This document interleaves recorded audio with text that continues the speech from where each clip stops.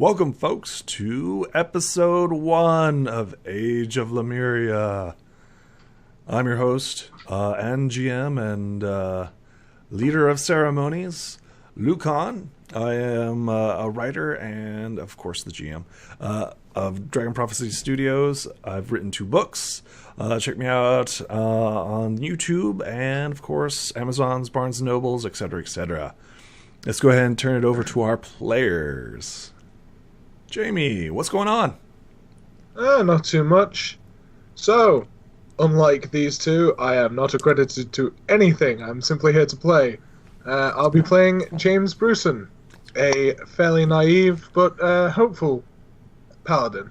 We'll see how it goes. How about you, Hunk Papa? What's up with you? Hello, I am Hunk Papa, also known as Jesse Zealif. I'm a professional dungeon master and published author. You can find my works on the DM's Guild for the Adventures League play format pretty soon. It's going to be the Trilogy of Thar. And tonight I'll be playing Adric. All right. So, tell me, what happened last time? Do you want to go first, or me? Go ahead. Well, last time, we were given a nice, long spiel about how we were dragged into the depths. And then we woke up in the depths, and I was blind. I was no longer blind when I helped unwrap Adric, and some certain madness ensued with a box and a bunch of levers, some weird-looking thing that tried to impersonate our close ones. We beat it up. And now we're here. Did I miss anything else? We also found several artifacts in this location. Yeah. What artifacts did you find? We found a pickaxe that, when held, continually turns itself to dust without ever losing its properties, which was weird. And then Adric rolled really well and found out what it did, which is mine things real good without the need of a person. Who knew that pickaxe could do that? Anything else that we discovered? We discovered a treasure hoard. Yep. We discovered that the child was not a child. Yep. And I think that was all that James discovered. And then anything else? Adric also discovered a gem that he will be investigating shortly. Sounds good to me. So, what are you guys doing now? Long rest, short rest? We left during you guys resting, but we never locked down what type of rest you were doing. It was going to be a short rest. Short rest, I believe. It's just 1 hit die then. Or yeah, okay. So you guys are healed up and ready to continue Adventure 4th? Yeah. I want you both to roll me perception as this darkness continues to creep in on you.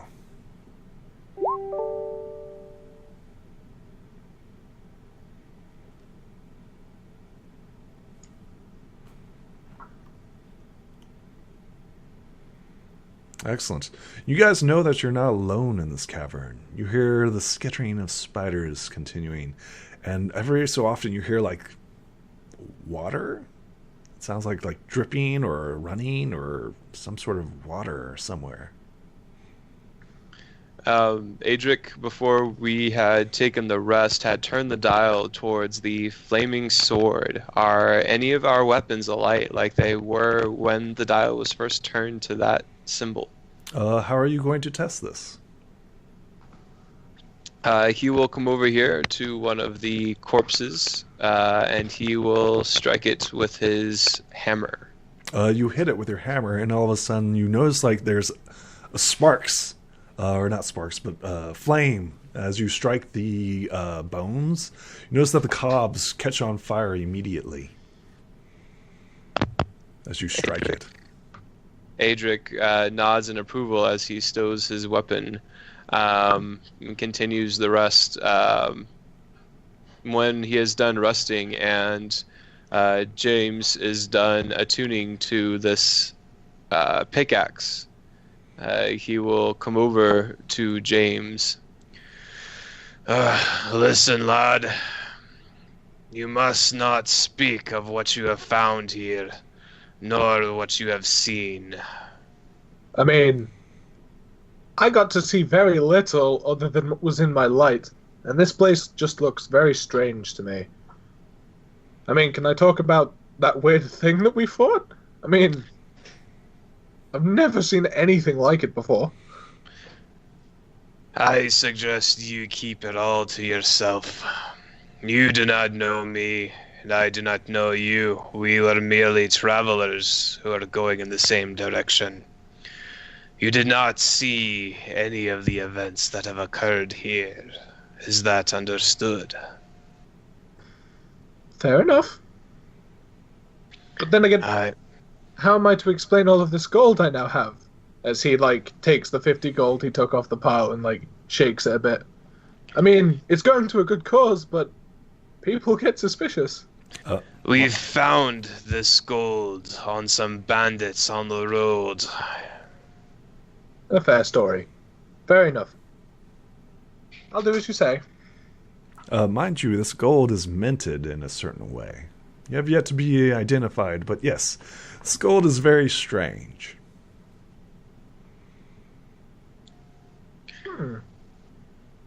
It's not, I mean, that's a good question. Has James actually seen gold in his life? I mean, I'm sure he's heard of it. He's seen it a couple of times, purely from his lineage, but he's never had it to use himself. He was too young to actually be given any. Yeah. It dances and sparkles in the firelight. I believe for now we must focus on escaping this place, seeing what other secrets might be here to be found. Let us be off and follow the way out. Very well. Adric wants to take one quick look at the corpses around again, since one of them was hiding a relic. He wants to make sure that there are no other bits of information to be found amongst these corpses that are in here. As you're looking around, I assume you're taking a long time to do this.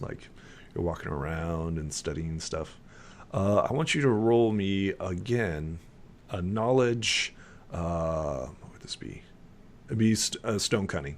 This would be stone cutting once again as you're trying to identify these symbols. Okay. So this is going to be with advantage and an additional +3. So 9, so 12 total. Okay, yeah. You rack your brain and you keep coming back to the symbols, but you just don't know what, the spider, on and off switch, you get a general idea of it, but you're still not quite certain. What were these people thinking? Okay. Fair enough. Okay, then he would continue on down the tunnels to start exploring some of the tunnels that we haven't looked at. Excellent. Where are you going first? He will go towards the right here first. I believe there's more cobwebs in the way. Are you going to light them up? Yes, he will, with his hammer now. The hammer sparks, and you suddenly realize light pierces the gloom, and you see a way out. This looks like we can leave now, which is nice. Be nice to not have to use this lantern, as he just shakes it. Aye, lad, you're welcome to find your way out, but I believe there's more for me here. I do not wish to leave a stone unturned. Well, as you helped me in the beginning, I will help you now, and I'll stay with him. Excellent.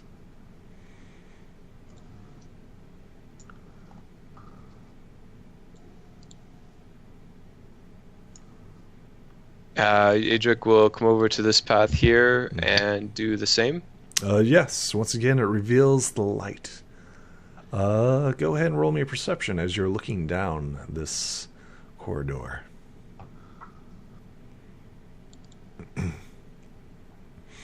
Yeah, it looks clean, fresh. The air outside offers itself to you.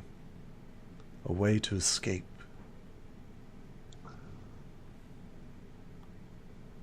Then Adric will come down here to this path. As he walks, he's examining the walls and looking for any other symbols that the previous inhabitants may have made. As you notice, once again, it's quite decrepit.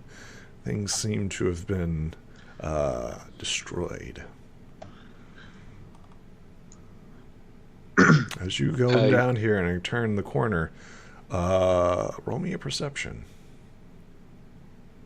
Who's this? Who's coming down here? Well, he's going further down, and I'm trying to have a look up here because I don't remember coming this way. Okay. So I'll have a look. Not good. The cobwebs seem to block your vision. No, what? I think I'll just stick. I'll stay with you, Adric. How's that sound? Yeah. Just make sure we're not being followed. Like he's just stood looking around nervously. I think that's a good idea, lad. We know we're not alone. There are yet more spiders that have yet to show themselves and attack. Yes, and they do sound nasty. So Adric got a 15 as he's coming over to these cobwebs here. Mm-hmm. Again, examining the walls as he walks. Yeah, you burn away the cobwebs and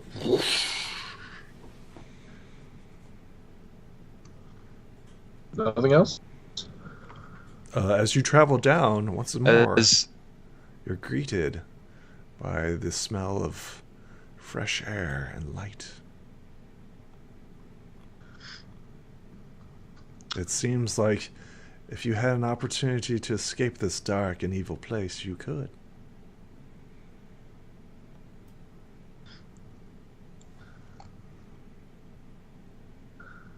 Hint, hint.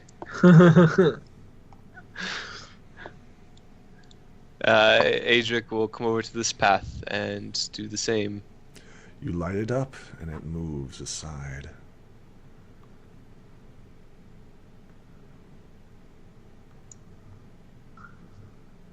This looks like something worth noting before they leave. So Adric is going to ready his weapons as he walks forward. Seeing more of these cobwebbed sacks, and now knowing, previously having been partially in one and having seen what came out of several, Jameson is going to just offer up a little bit of prayer to his to the Holy Master, just to make sure that if these things, be it good or evil, are still here, that they pass on peacefully. Excellent. As you offering up a prayer, I want you to roll me an intelligence roll, James.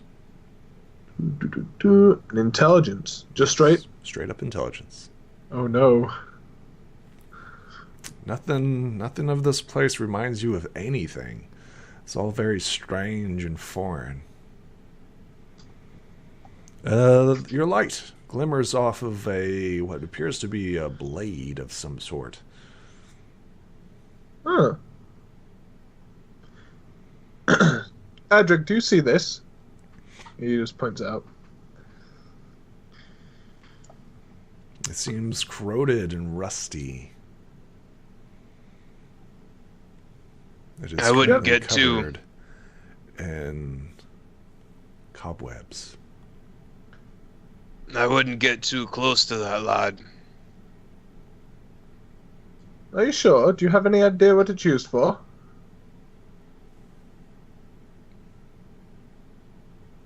It looks to me like it might be part of the ancient defenses.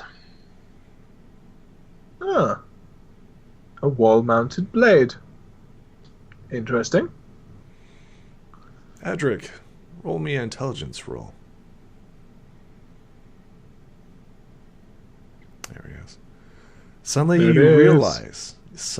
realize that this is a farm.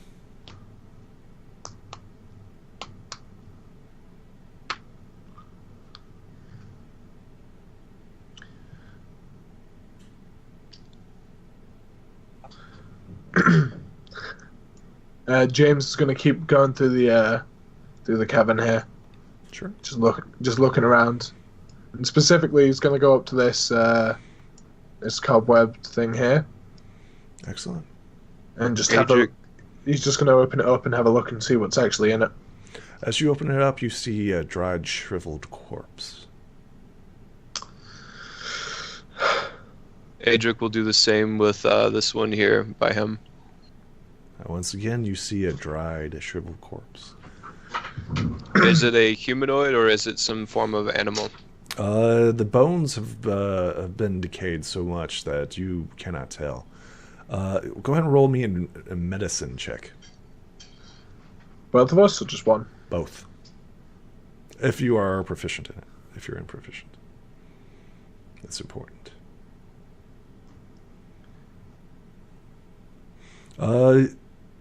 Adric, you notice that these are just spider corpses, right? These are just dried up spider corpses. You don't notice anything. However, James, Yep. you notice these bones have been consumed by something.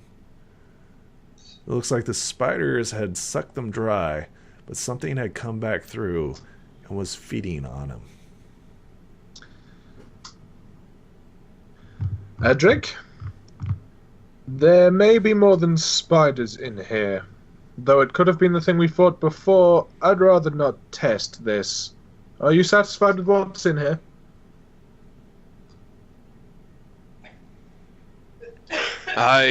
Give me one moment. Let me see about this contraption and then we will be on our way. Very well.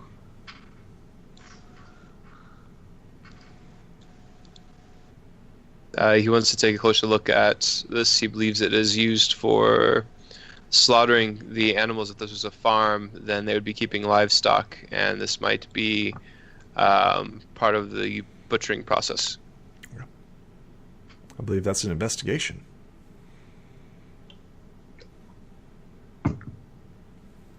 Oh no. The blade's so rusted and covered in cobwebs, you're not quite sure what this blade is for.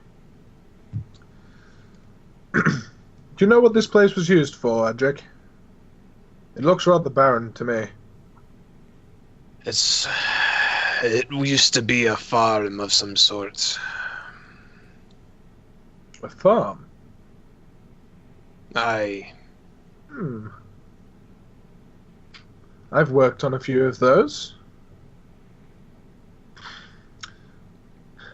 Nothing like this, though. Nothing like this. Nothing like this, though. This is a very foreign thing. There's no sunlight to get in here. How did the crops grow? How did the creatures eat? I only see rock. It is not the farm you are used to. I suggest we leave this place now. I don't believe there is anything else here for us. Very well. And then... Adric wants to take one quick look around the room to make sure that there's no more historical references in this place that he could use. Sure. Roll me a perception. Excellent. You notice there are some slight cob-covered runes over here. Near the well. I was going to say, which is where James is going to go, because it seems to be the only thing related to a farm he actually, sees and understands. Mm-hmm. Be on your guard, boy. The things that was kept in this farm are not the normal creatures you would assume to be. Livestock? As you approach the well, I want you guys to stop. Okay.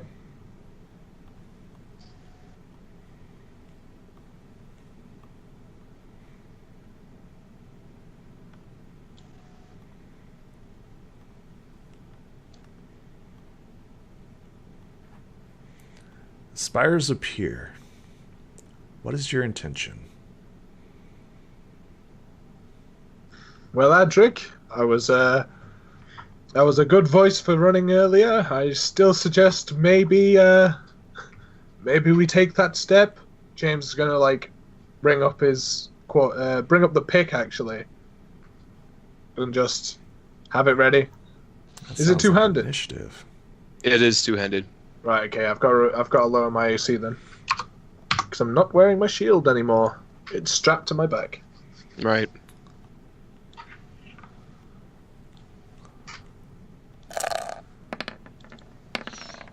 So just to recap, there you go. Never mind. You figured it out.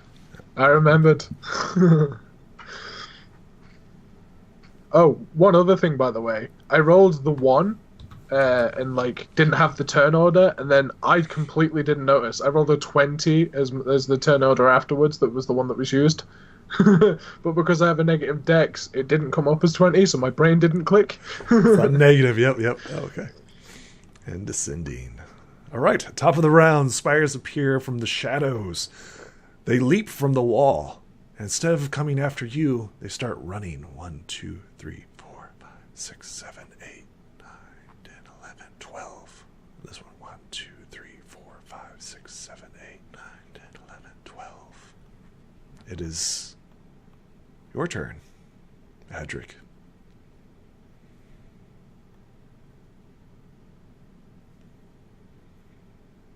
Aye, lad. I believe we're about to meet the guardian of this place. That doesn't sound fun. He readies himself as he steps forward and looks to read the runes around the well. Okay. Interesting.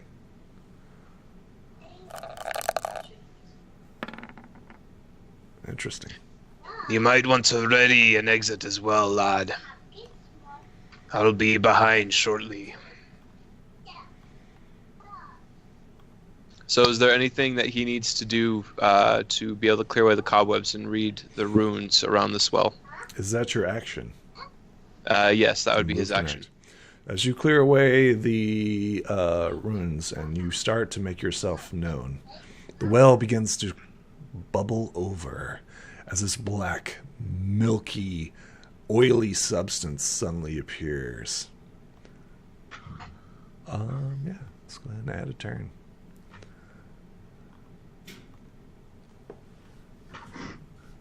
That is, what is its stats?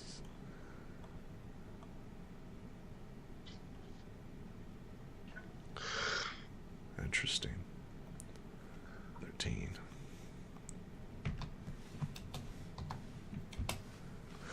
Okay. And once again, descending. Okay, so for James's turn. James, it's your turn. Yep. Yeah. Seeing this happen, Adric, I know that I was saying it a lot before, but I do believe retreat is our best option here. I'm going to step up within touching distance and cast heroism on him. Excellent. Which is...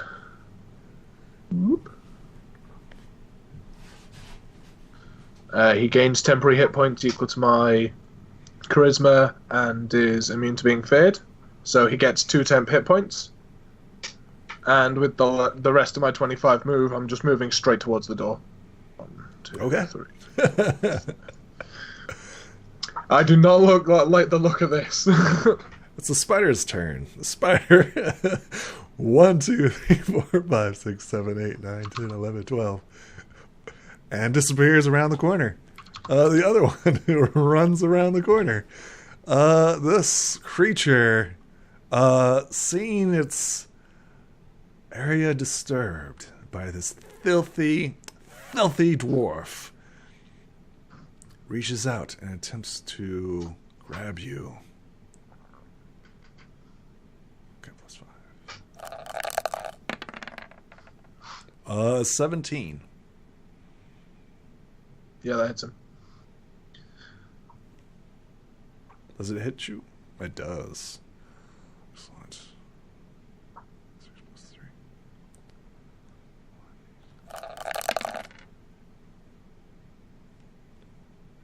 Take 5 points of bludgeoning damage, and then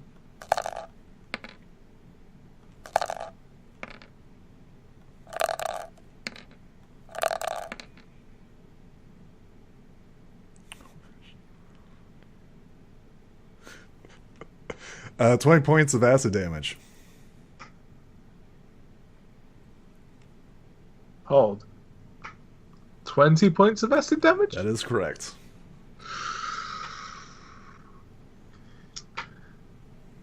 Adric, it is your turn. And you're unconscious.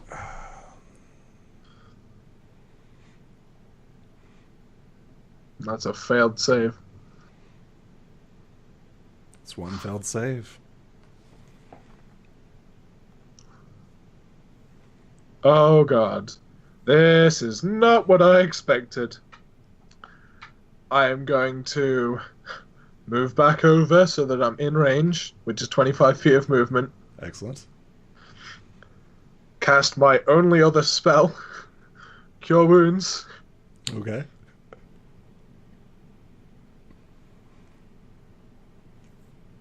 Give him 8 health. Woohoo! You're back up. Is there any way at all that I can use, like, my bonus action or anything to get him up off the ground? You can tell me how you're doing this. That's what I mean. As I, like, run over, I see that he immediately goes down, and I'm like, oh no. Oh, no, not today. No. Grab him, Cure Wounds. And, like, as I'm grabbing him, I'm going to try and, like, just lift him to his feet so that he's, not prone. Okay, excellent. You assist him to his feet. The creature once again reaches out to get you.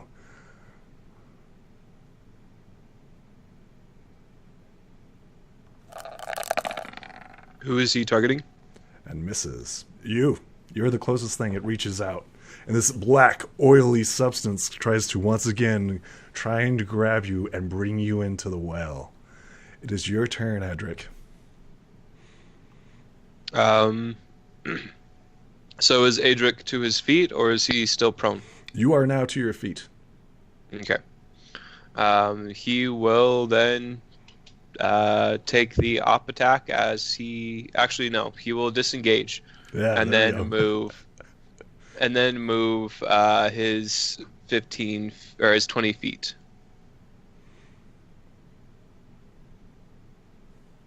Excellent. Towards the exit.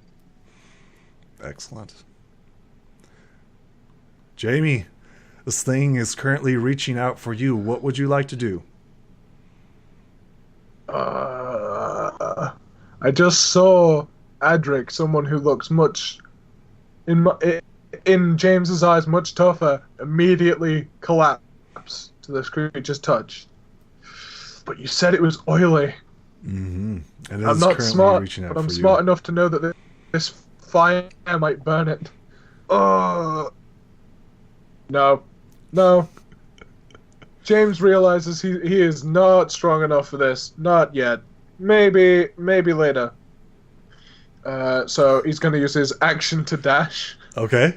That's going to be 60 feet, which is 12 tiles? Okay. Yes. 1, 2, 3, 4, 5, 11, 12. I'll be This like, black substance. Adric, this is definitely the time to leave. This black substance rolls over the edge and continues moving. So its action is to get out of the well and slowly approach you, Adric. Whatever it is, it's moving. It is your turn, Adric. He will. This is gonna be a very slow chase. Oh no.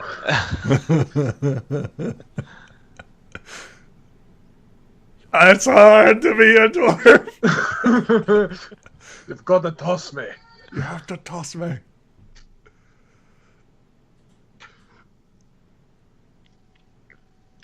He will yell out.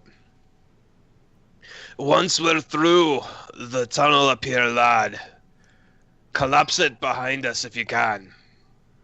I mean, I'll give But it a I shot. think this is going to be rather close. As he disengages once more Yep. and only moves his 20 feet as a dwarf.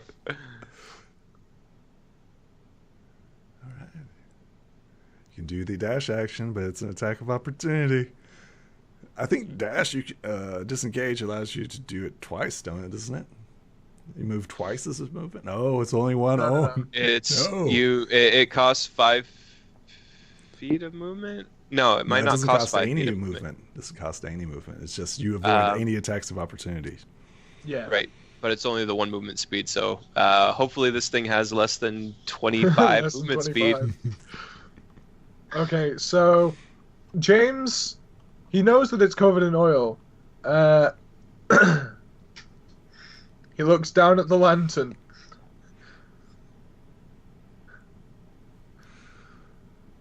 As James you doing, is buddy? contemplating this, you What see are you doing, Adric buddy? as he's running, shaking his head fervently as he is trying to run. What you gonna do, buddy? Right. Does James have any torches on him? Is that what you're going to do? Get a torch? That's the free action. Interacting with an object is free. Yeah, but I have a two-handed weapon. That's what I'm wondering. Yeah, you can easily like set it down, grab a weapon torch, and chuck it at it if that's what. Right. you're Okay. doing. So the lantern is lit and on my belt. So James is going to move back 10 feet. Actually, no. Before he moves back, he's going to put the pickaxe down on the floor for a second, reach into his bag, light the torch, and try and throw the torch at it Excellent. to see if that does anything. Make an attack. This is a range, and you have disadvantage because you're not proficient in this at all. Yeah. How would I roll an improvised weapon attack? It'd be. I will give you an option. You can either take the disadvantage, or lose your proficiency and roll straight up. What would you like to do? I will.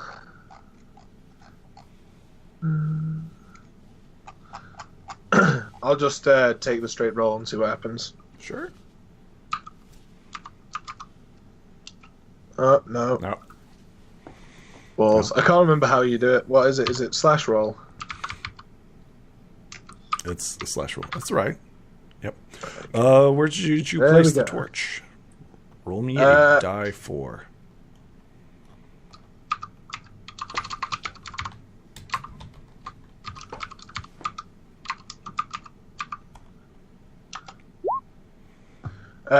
So he's just trying to like throw it in front of the creature or on the creature, depending on whether he thinks he can hit it or not. You miss it completely. However, the torch lands right in front of it. And then immediately after that, he's gonna run his 30 feet towards the door. Excellent. But at least this way he can see where it is as he's exiting. That is true. It is in full view. Did he pick up the pickaxe on his way? Yeah. Like, It's like, in his oh left- no, oh no. he He's had, like, I'm he had running. his left hand on it, grabbed the torch out, lit it on his belt, and threw it, and then picked up the pickaxe, turns. The creature, recognizing the fire, cautiously moves around it. 3, 4, Adric, it is your turn.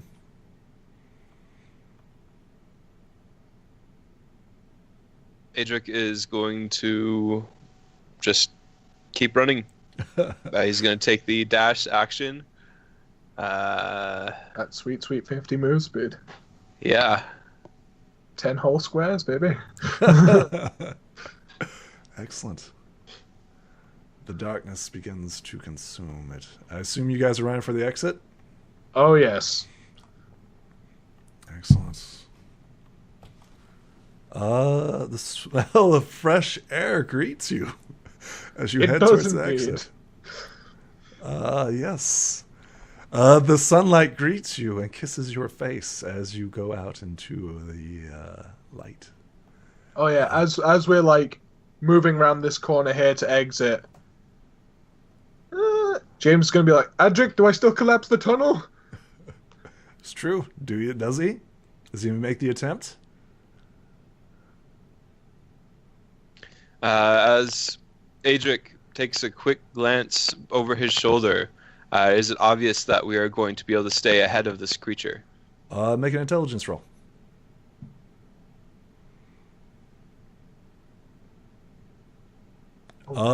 You tell me. Are you?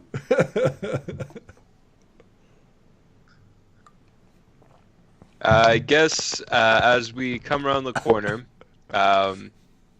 he looks back and all he sees is darkness, which is very unusual for him. That's all he sees. So he will. Are you going to stop? Nod. He doesn't want to stop and wait. He knows better than that, but he will strike the side of the wall with his hammer on his way back past to try and intending on having the ceiling or something collapse in this area just right here. Okay, go ahead and roll your stone cunning. Yes, you see it's a 25. Yeah, you see a pillar that you could strike and knock down. So as we're still running as fast as we can, as Adric comes past this pillar, he'll take his hammer back and strike it as hard as he can as he runs past. The rubble collapses only at the entrance. I assume that's what your goal is. Yes, only like the entrance to the well. Okay. Excellent. He's not intending to trap all of them now in this underground cavern, a few meters from the exit. You expertly place a barrier within this location.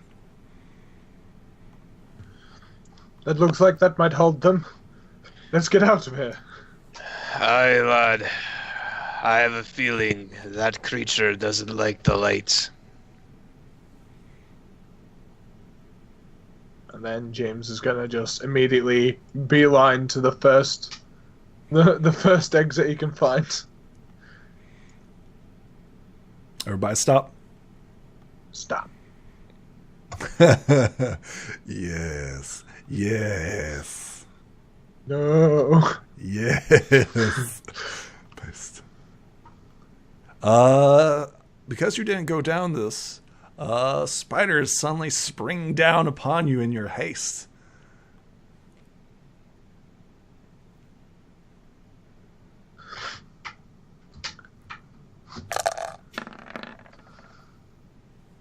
Not very good.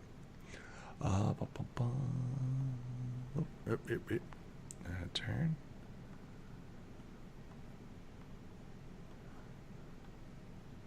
It's Gonna almost say, like what is it? things come down here and get eaten. There we go. Oh, look at all those. 7, 8, and 7. Would you like us to re-roll initiative, or are we keeping our No. previous initiative? Everything's staying the same because technically we never left combat. Woo! Yes, indeed. Adric, these spiders start crawling down as you're like.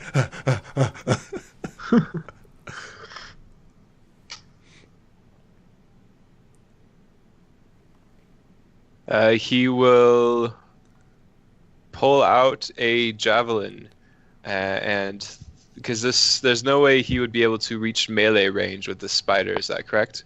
You should be able. Well, it's currently crawling down, so yes. Adric, make sure that you're adding your your +2 heroism as well. You have 2 temporary hit points at the start of every turn for what is that, a minute? I'd probably say we've been running for 20-30 seconds. Right. So he will try to throw this javelin at the spider.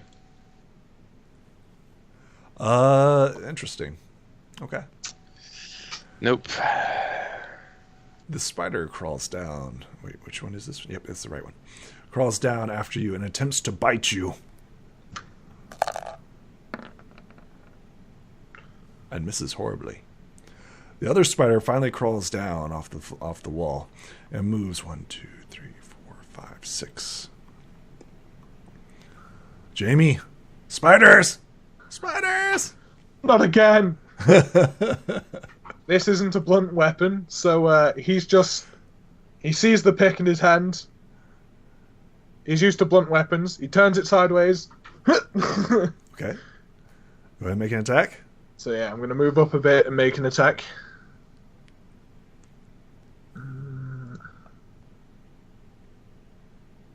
Oh no! Oh, interesting. Adric, spiders upon you. That's a hit. Better. And then how much fire damage? It does 1 point of fire damage. Slays the creature. Tell me how you kill it. As Adric frustratingly brings his hammer down over his head onto the spider, the spark flies from the hammer and ignites the spider as it's consumed with fire, and Adric vaults over the spider, continuing their escape down the tunnel. Excellent. See, I was just stopping it for you. 2, 3, 4, 5, 6, 7, 8. It double moves to you. Oh, and you're moving. Oh, well, that's actually nice. The spider runs up on you and attempts to bite you. Nope. Jamie, spiders! Right, okay. 1, 2, 3, 4, 5. I'm going to move up. Yep. Okay, not the flirt side this time. Pick end down. Okay, let's see how you do it. Yes. Tell me how you kill this creature. I take the spiked end of the pick and just run past Adric and just and stab through the abdomen of the spider into the ground. The creature wiggle it for a second to pull it back up off the floor. Shrivels up and dies. The sweet sunlight greets you. Freedom, Adric. Let's leave. Feel like we're still in initiative, if that's all we get is a greeting. What is it? What do you guys do? Moving we up. keep moving. You escape into the sunlight. Go ahead and roll me a d12. And then a d20.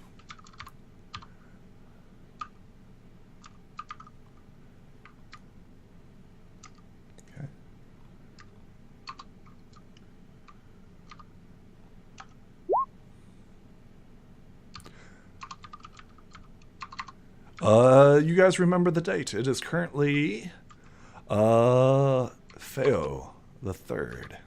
The 3rd of Feo, which is March. As you step out, you notice that there are storm clouds in the distance. The Golden Plains greet you as you come out into the sunlight. Storms are approaching.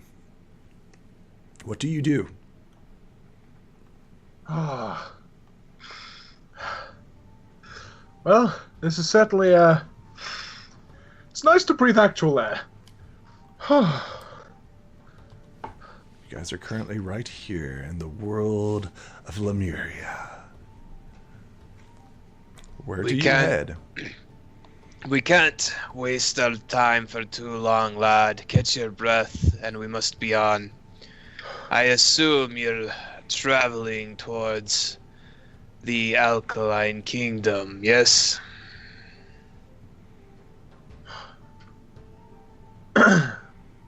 Yes, I think we are, yes.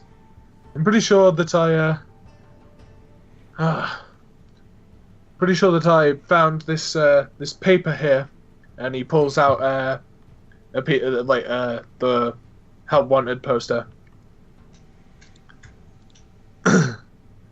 He's like, I believe we must find out a way to continue towards the southwest, or the southeast.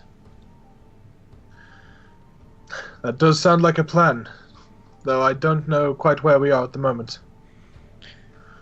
Adric is going to try to navigate us in the right direction.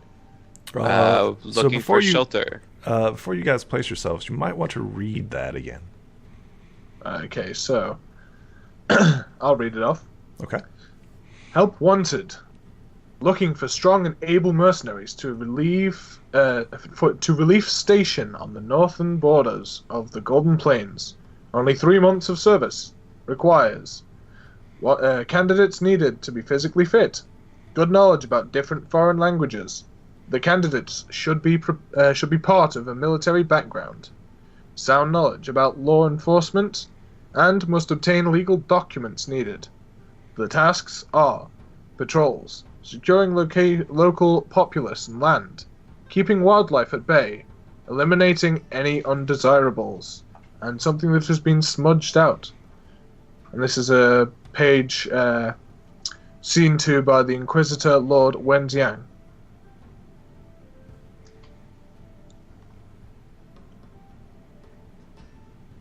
So Adric is still looking to go to the Kingdom of Alkaline. James, however, is reading that he needs to go to the northern borders of the Golden Plains. Adric is suggesting they go towards the southeast. It would seem that we are going in two separate ways. I wonder whether this is actually as urgent as it might be. The Inquisitors are normally correct, but...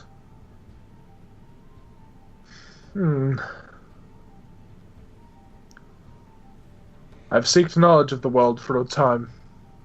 I think now is that time. Adric, do you need someone to travel with? I could always use another hand in a fight. Seems like you're able to handle yourself quite well. And I believe I am traveling towards the heart of your human kingdom, watched over by your deity. Indeed. He, James, reaches out towards his shield, which has the symbol of the Holy Master on it.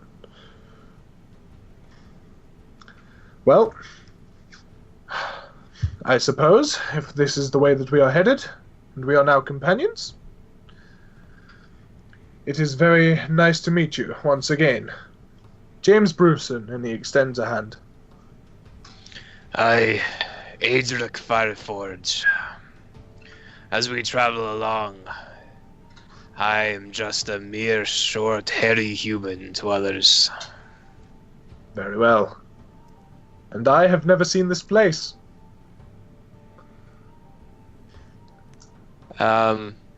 Adric is going to pull out his map of the area just to confirm, try to find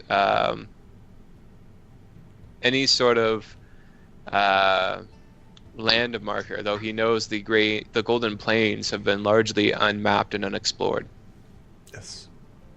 Yes, you've heard rumors about this place. You've heard gnolls, wildlife, all types of manner of beasts roam these lands. What would you like to do? He would still like to try and travel, I suppose, southeast, towards the Alkaline Kingdom. But for the immediate, for the day, right, he's looking for a place that would be a great camp that would be hidden from any of the creatures or roaming bands of gnolls of the Golden Plains. Go ahead and roll me a survival and place yourself as you move through the land.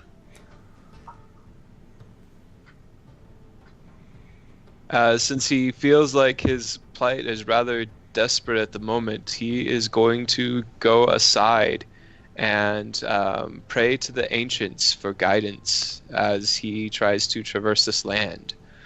So the equivalent of casting guidance on himself. Yeah.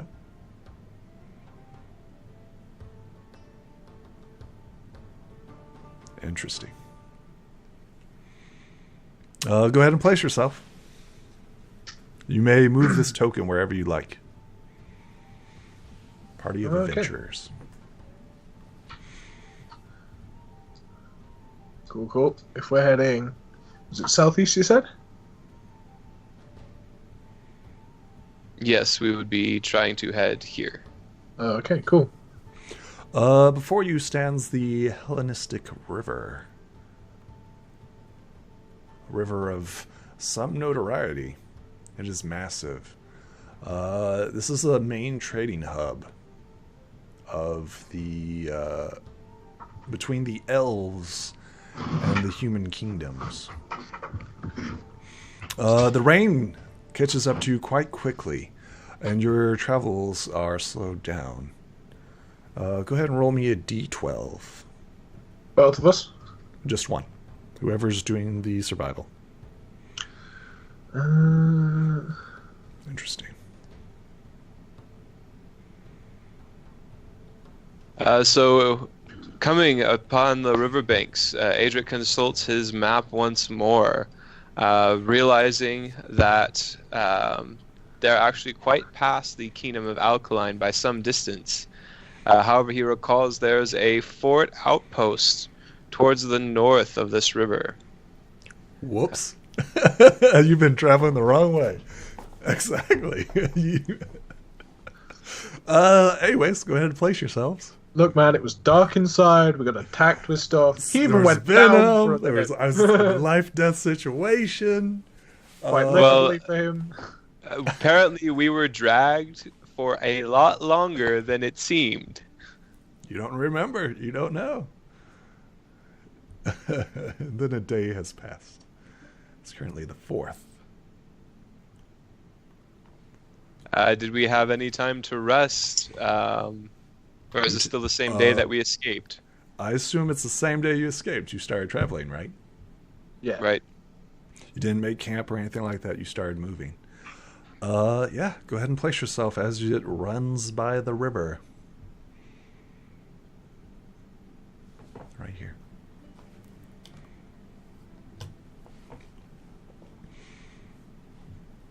Place yourself wherever you'd like. Now, we would have had time, too, I assume, for, like if, say, James wanted to put his shield back on instead of using the pickaxe, that he would be able to don his shield. Oh, easily, yes, of course. That's just switching out weapons and armor and stuff. Yeah. James quite likes the look of this pickaxe, so he's probably going to keep it for a bit. See how it does. You guys are quite thirsty. And the water is mucky, dirty, nasty. It's not very clear at all. This is a big, wide river. Yeah. Roll me perception as you approach the muddied waters.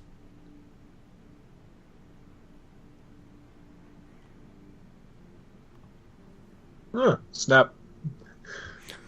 James, Adric, you both notice that there is a large figure in the water. Well, that doesn't look too nice. Something tells me that might be one of those lizards. Adric is going to think back and try to remember to himself some of the tales of giants that he has heard. Does this creature resemble what might have been a remnants of the giants? Yeah. Go ahead and roll me either knowledge history or knowledge nature.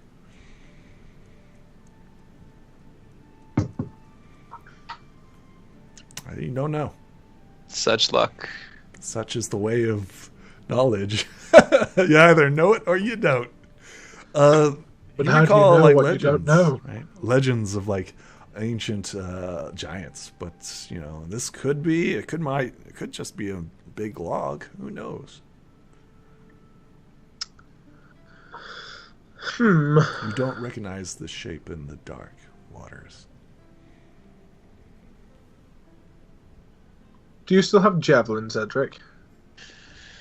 If it lives, it might move if we stab it. I don't believe trying to pick a fight is going to be worth losing a javelin, though, lad. A fair assumption. James is going to pick up like a fairly large rock, if he can find one, like almost as big as his head. Yep. He's just going to try and like shot put the rock onto whatever it is. Sure. As Adric sees James try to fiddle with this, he's going to take some steps back away from the edge. I mean, so is James, but only as, running steps. How far back are you throwing this? My plan is I want to try and hit the thing. Okay. With this rock. Once again, you can either take it with disadvantage or without proficiency. I was actually kind of hoping for athletics, which is why I worded it as a shot put. Okay. So you're attacking it, right? I was just or trying are to you get trying to get a response? What is your goal here? What is your to try and get a objective? response. I want to see if it's alive or not. Sure. Go ahead. You may use athletics if you're just trying to make some commotion, get a response. Yeah, I'm just trying to make a big sploosh in the water. Sounds good to me. Excellent. You do get a response. From out of the water, a long neck comes out. Oops. A creature of some enormous size.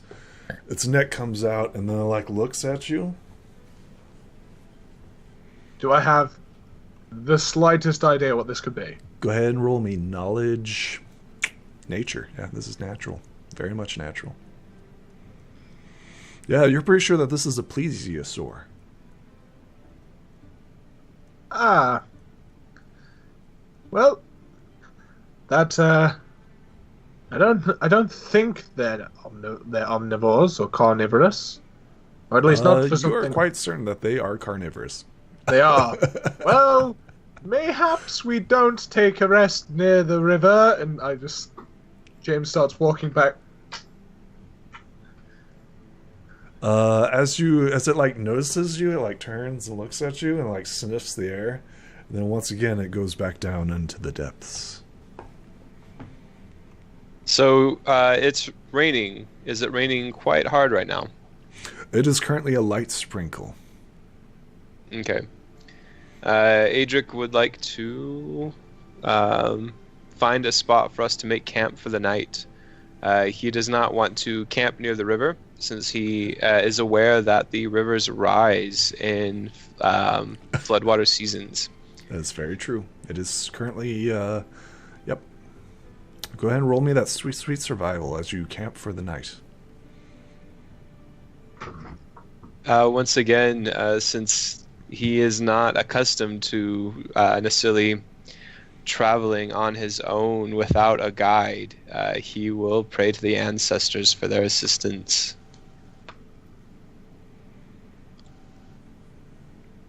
The night passes uneventfully. Excellent.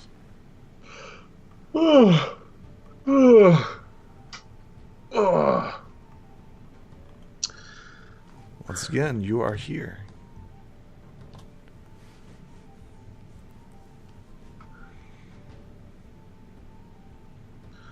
Well, Adric? The rain dribbles down upon you. where are we headed? Adric will look at the way that the river was yesterday, and he will consult his map. He believes that the kingdom of Alkline is to the west of their current location.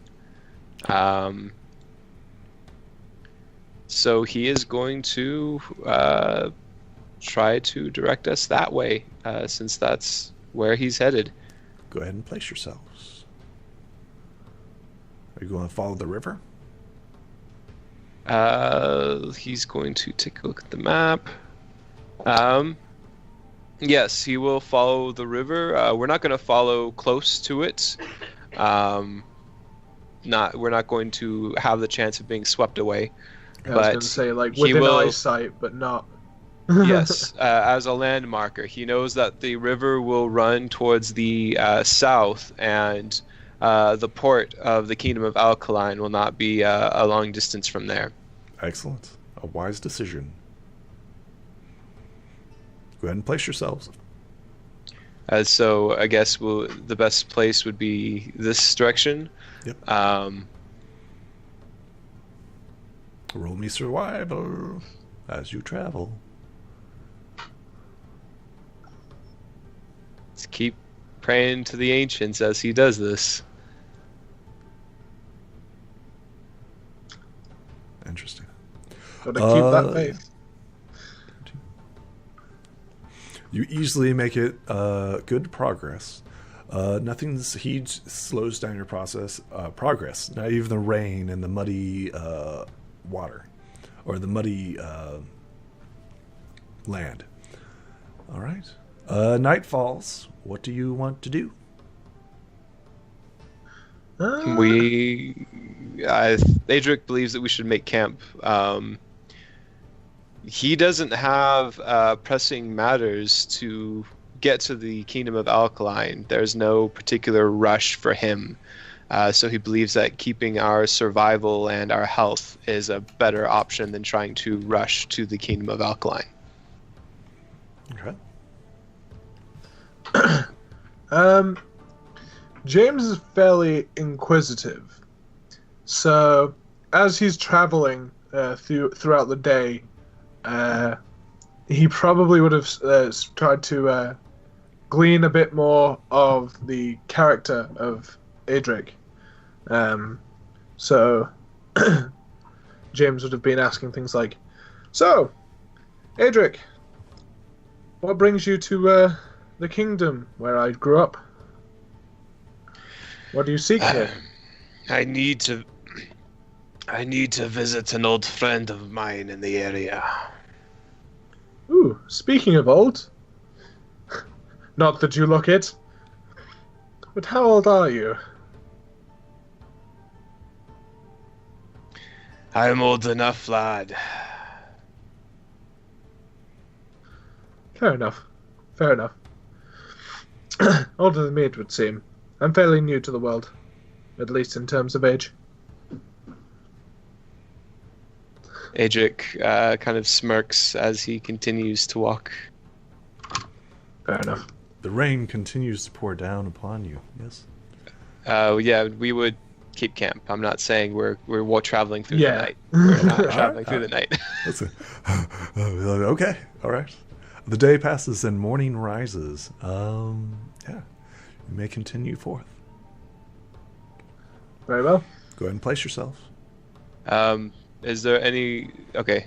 I guess we'll start going into the unknown here. Yep. Further west. Go ahead and roll that sweet, sweet survival.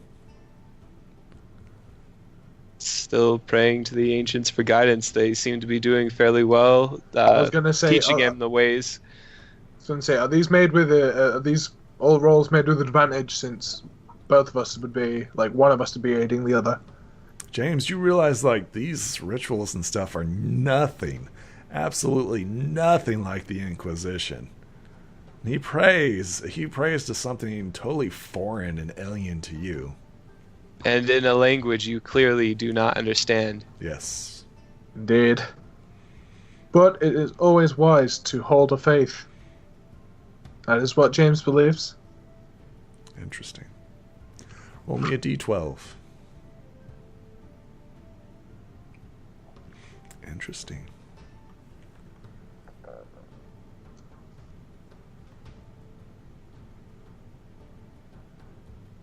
Fair enough. As you are traveling, go ahead and place yourselves.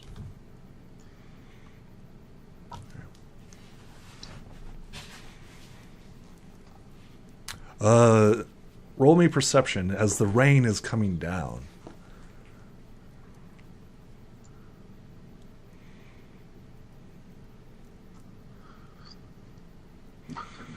You both see this figure, and it looks like it's like running, and it's running towards you guys.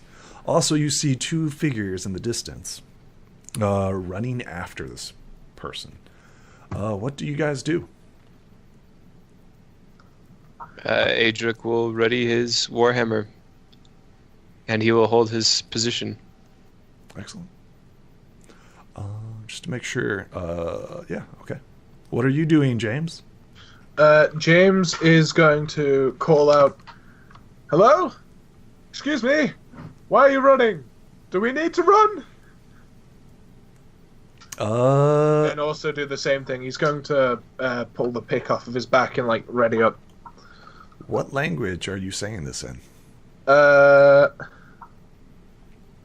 Probably in common first. Like, in human. Excellent. Anything else? If he didn't get a response immediately, he'd use the only other language he knows. So he'd go from human to Elvish. Excellent. In Elvish, 1, 2, 3, 4, 5, 6. You say you hear this person in a young female voice say, "Run! Run!"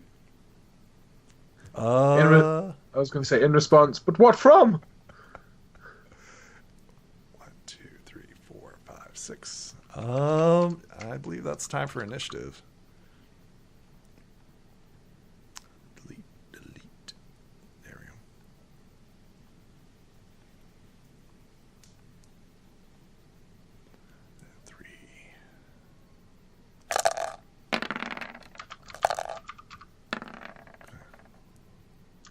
Oh, somebody's extra slow today. Okay, 3. Top to left. 3 plus. He's not used to all of this traveling on the land. All this open skies is like we're slowing him down. +2. We're natural sprinters. This liquid falling from the heavens is quite dissatisfactory. It's quite uncomfortable. +2. Oh, wow. Really? Yeah. Oh, wait, I'm not on the turn order, but I did roll. Did you select your token? I did not. Nice. Let's do it one more time. And then when you see your name pop up in the turn order, you can hover over your number and it'll turn yellow, and you can put in the original initiative that you had rolled. And then just press enter. There you go. This creature comes running up and is like right next to it. Next one. Double moves up to this individual.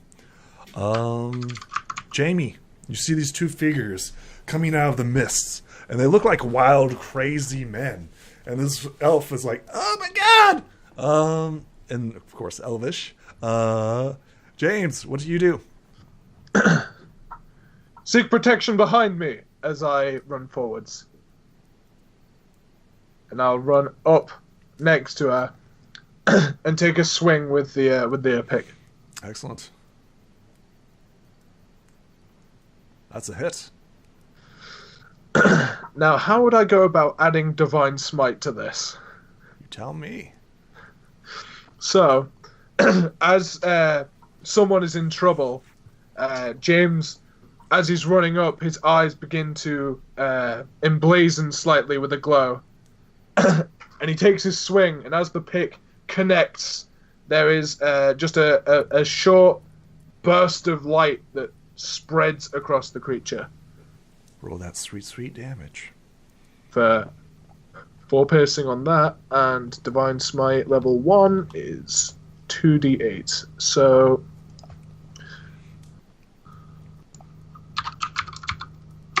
Unless it's undead, which you should know from this if it takes extra damage. does it take extra damage? Oh, yes. Okay. Then it takes in total 7, 11, 14 points of damage. And as you come up and swing with your pickaxe, it like holds out its arm, and as you hit it, it smashes in and breaks its arm and goes deep into its chest. Now this would normally kill any normal man, right?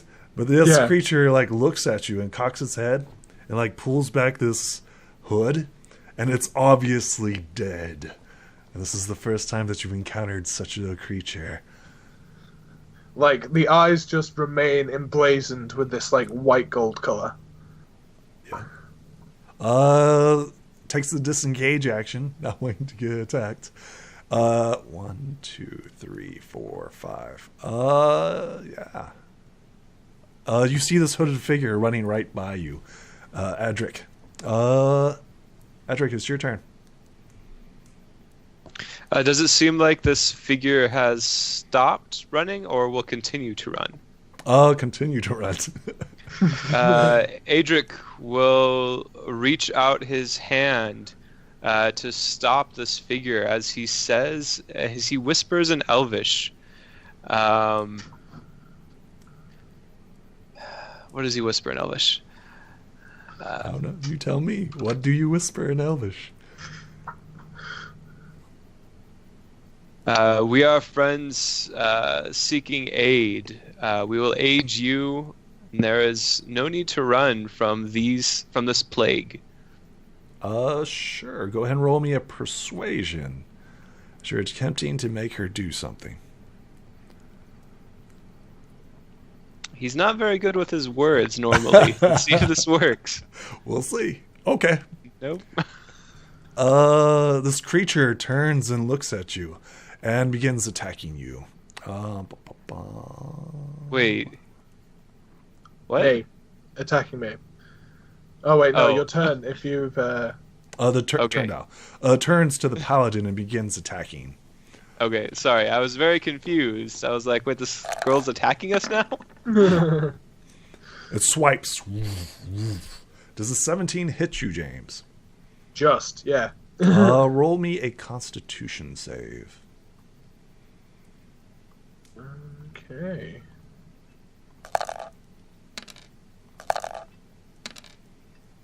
Ooh, solid damage.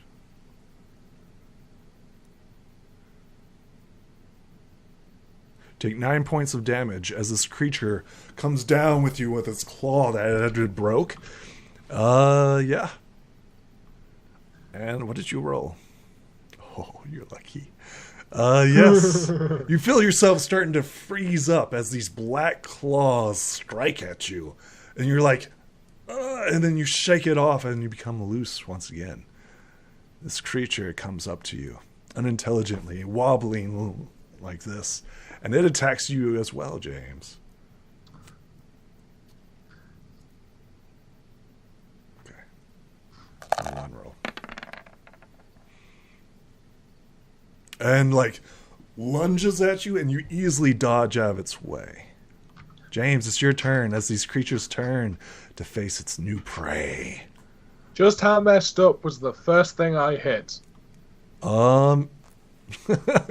You whacked it pretty good. Does it look like another thwack would do it, or no? Maybe a couple more thwacks? Okay. If that's the case... Are thwacks a gauge? I don't know. If that's the case... Oh god, what am I doing? I don't know. What are you doing? These creatures are currently upon you. First things first. The image of a shield comes across my mind as I touch the center of my chest. and a gleaming white light briefly surrounds me. I'm casting Shield of Faith on myself as a bonus action. Excellent. And I'll... it's not really too much I can do. I'm just going to take another swing at it and see if I can land a good blow. Sure.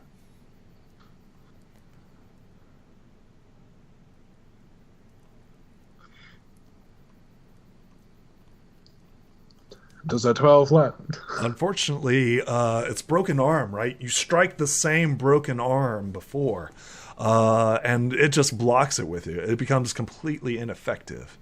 It takes no damage, however. She, unconvinced by your short, stubby words, she runs off the map.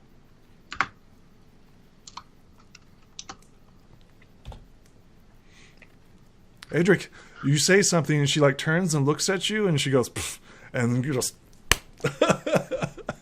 keeps going. Would you like to chase after her? Well, lad, I don't believe we should stay and fight these creatures. Let us move when you are able. Okay. What is he gonna do? I don't know. What are you going to do?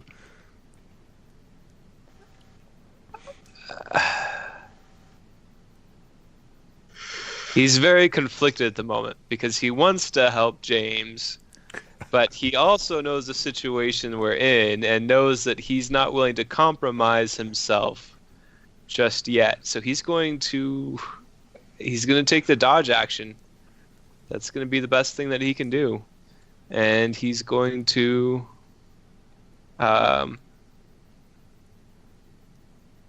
he's just going to sit here and take the dodge action. Interesting. Okay.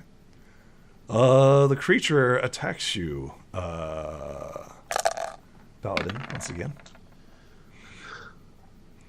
And misses. The other creature steps off to the side and attacks as well. And misses.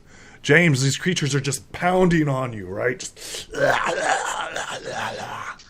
If it's retreat we seek, I'm down. I'm gonna use disengage as my action and bolt back 30 feet. Okay, sounds good. Edric, you're up.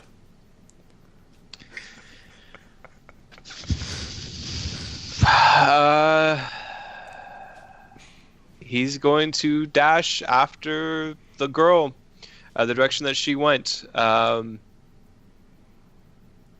Since this is going to be a loop, go ahead and place yourself down here. Yeah. Yep. Is it? Are we going to run?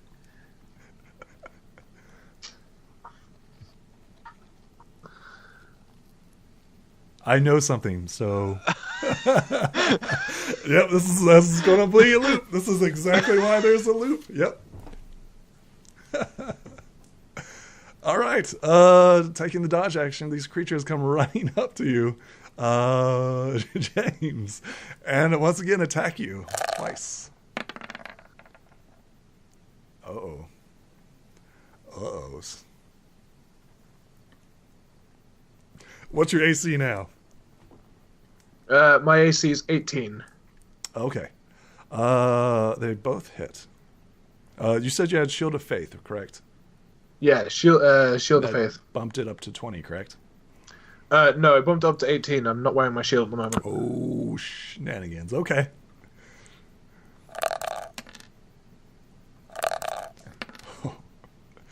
You take 10 points of damage. 9 points of damage. 9 points. And that's the first attack. Miss. Oh, shit. And then you take another 9 points. And I'm on nothing. And I collapse. The zombie. Let's see here.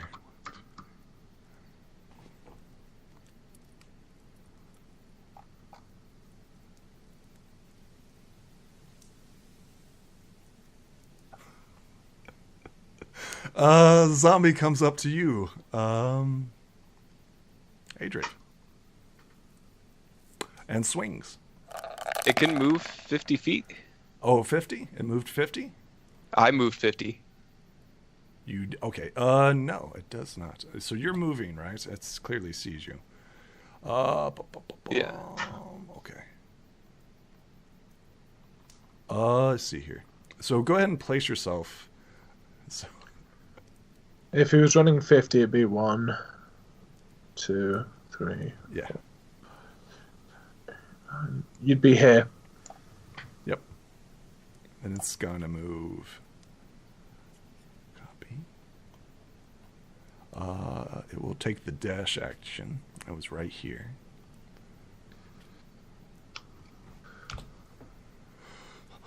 Okay. 1, 2, 3, 4, 5, 6. Yeah. Okay. This is going to be very interesting. It takes the dash action and just. What was it? It is. Yeah.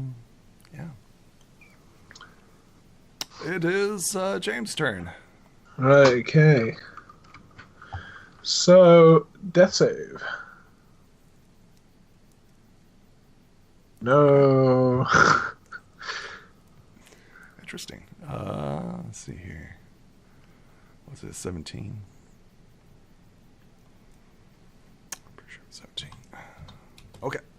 Let's see here. Adric.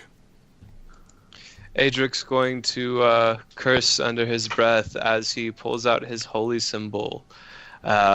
He's going to mutter in Dwarvish that asking the ancestors to bring back James, because Adric has use of him.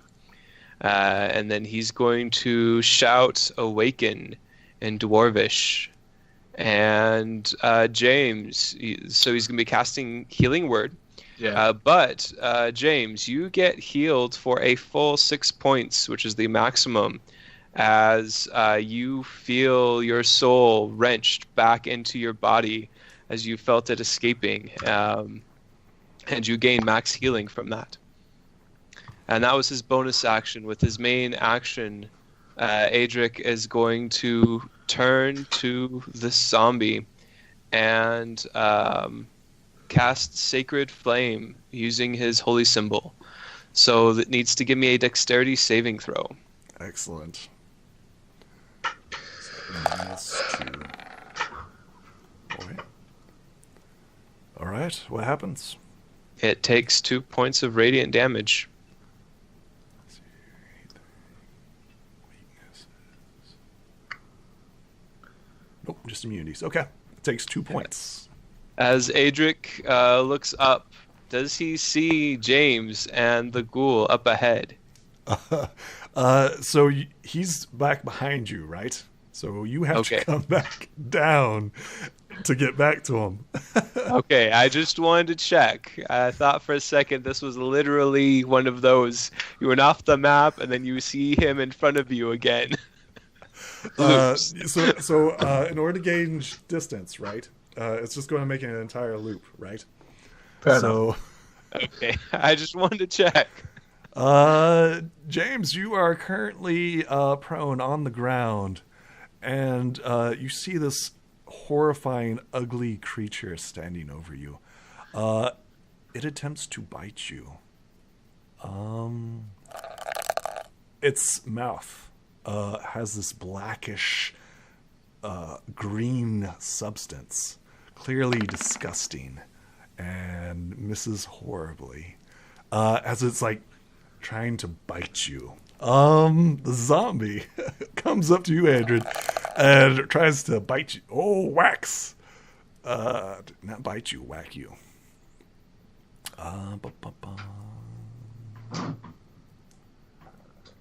1d6. Okay. You take 3 points of damage as this fist just comes down and whacks you. James, you are up. It is currently looming over you, trying to bite you. Okay. So, first things first, stand up. That's good. That's a good thing. Next thing, my hand glows a light silvery grey as I just touch the wounds that were so aghastly left upon me, and they begin to seal. I'm using all 10 points of my lay on hands.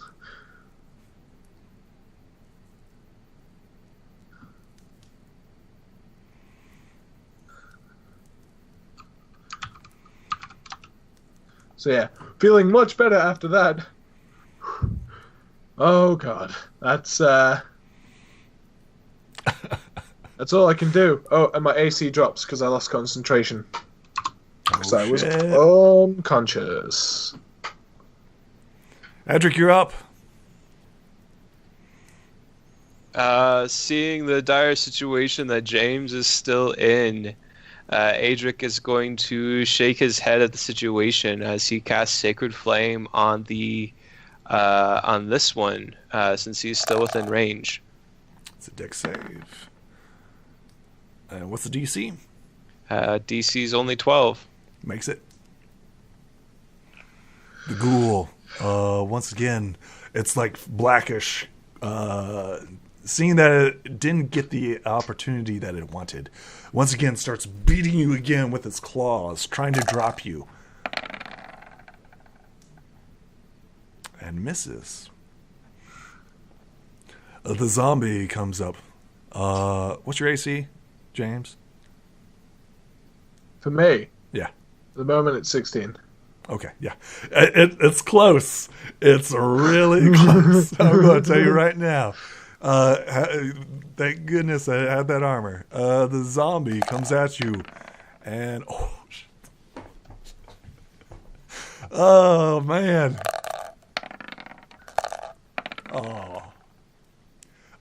Take 5 points of damage as this like zombie just like reaches out and grabs your hand as you was casting and just trying to stop you. Its vice-like grip grabs your hand in holy symbol.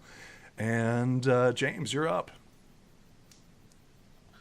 Okay. So, firstly, try and stab it with the pick again. Let's do it. Whack it. That's a hit. Full Solid damage. Well, very close to full damage. So I just jam the pick into a new entrance, wrench it back out, and then screams in this otherworldly sound. Yet it continues to fight. and then, Patrick, you're up. Yeah.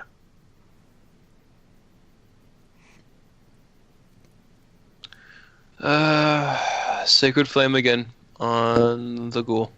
Okay, excellent. It makes it. That's it. Right. The ghoul once again trying to drop you. Shit. Okay. Well, there we go.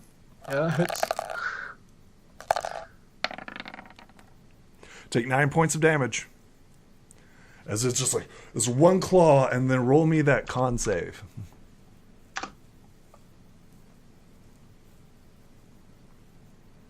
No. Your body freezes up in place as you realize that you have suddenly been unable to move. It seems like this might be the end, James. The zombie comes at you, Adric, and misses horribly. James, roll me a con save. Better. Not better. Adric, you're up.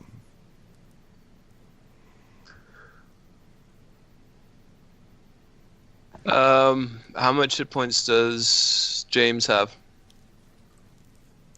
Do a medicine check. Right. Adric will step around here to the back of the zombie, not leaving its threat range, and will attack with his warhammer. Excellent. And that's it.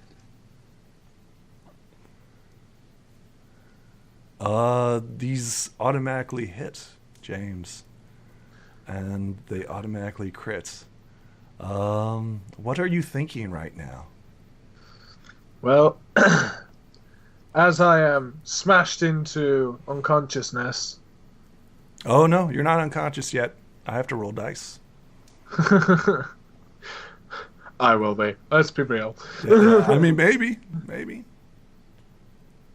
What are you thinking about right now? What's going through James's head right now is just how little he seemingly affected the world. So much negativity he felt in his youth, but so little he's managed to actually achieve. He's helped people, but not enough. He wishes to continue, but he doesn't think that'll happen at this point. You collapse, unconscious.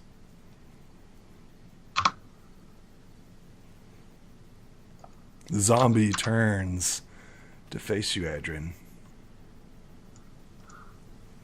It swings with its club-like hands and hits.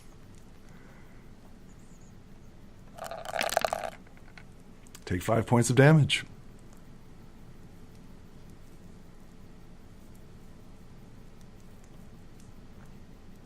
James, roll me that death saving throw. Yeah. Okay, that's one success. Adric, it's your turn. This is getting good.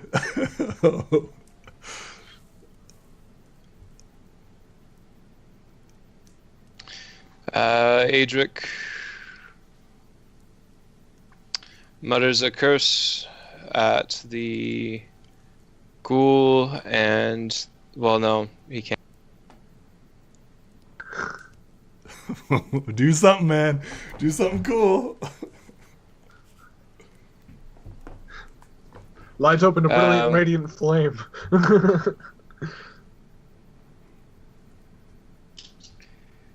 Let's give this a shot, I guess. Let me see if I can do Pull this. out the big guns, man. Do something. Things aren't looking good.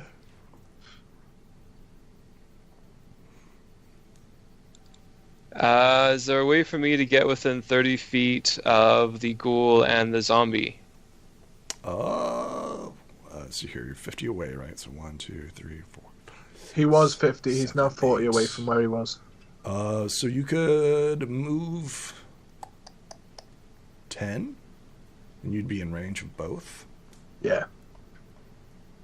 This would naturally, of course, provoke. You willing to do that? He's gonna have to. Yeah. He runs. He'll run his full 25 actually. That he can get. The zombie reaches out unexpectedly, not surprisingly. You dodge out of its way.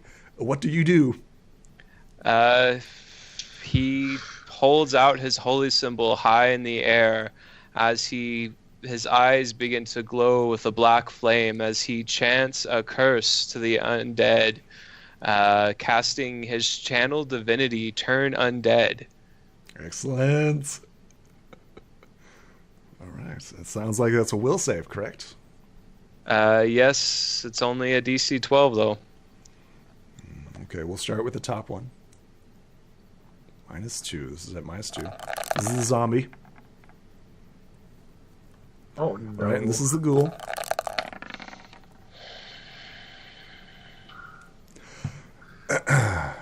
Interesting. Both creatures look at you, and they start saying something in this otherworldly language. And of course, they say something to each other, and they look at each other, right? As your magic goes over them, this black flame, and the zombie once again come charging at you and attempts to, of course, beat you down and misses. James, roll me that sweet save. Yay! You're good. Edric, you're back up. I must save more people.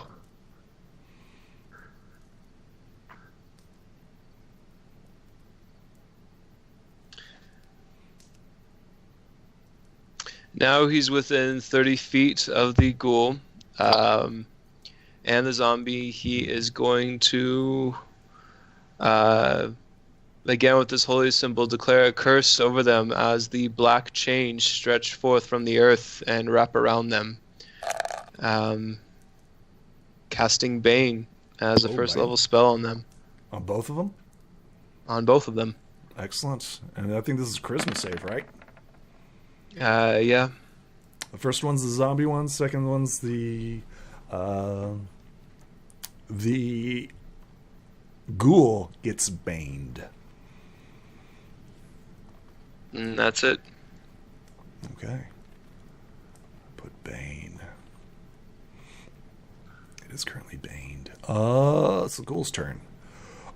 Seeing that you're still fighting in there, comes running up to you and swings twice, trying to drop you. And misses both times. The zombie comes up behind you, uncoordinated in its assault, and misses as well. James, roll me that sweet. Come on. Yeah. Nice. You're stabilized. You are officially stabilized. Edric, they are upon you. You remember these horrible visions of your past. What do you do? Edric pleads with the ancestors once more. As James, you are healed for 6 hit points. Yeah! Welcome back to the living! And Edric is going to try to set this ghoul on fire again with his sacred flame. Excellent. Hoping that the curse of the ancients will prevent it from escaping. Okay, it's a dex save. Okay. Come on. It eats it. Yeah. It eats 7 radiant damage. It screams in agony, yet it is still up. The ghoul strikes out at you, attacking with its cruel, hard claws. And one hits. You roll a d4, and you subtract that from each total. Okay, and this is the die 4. This is plus 3.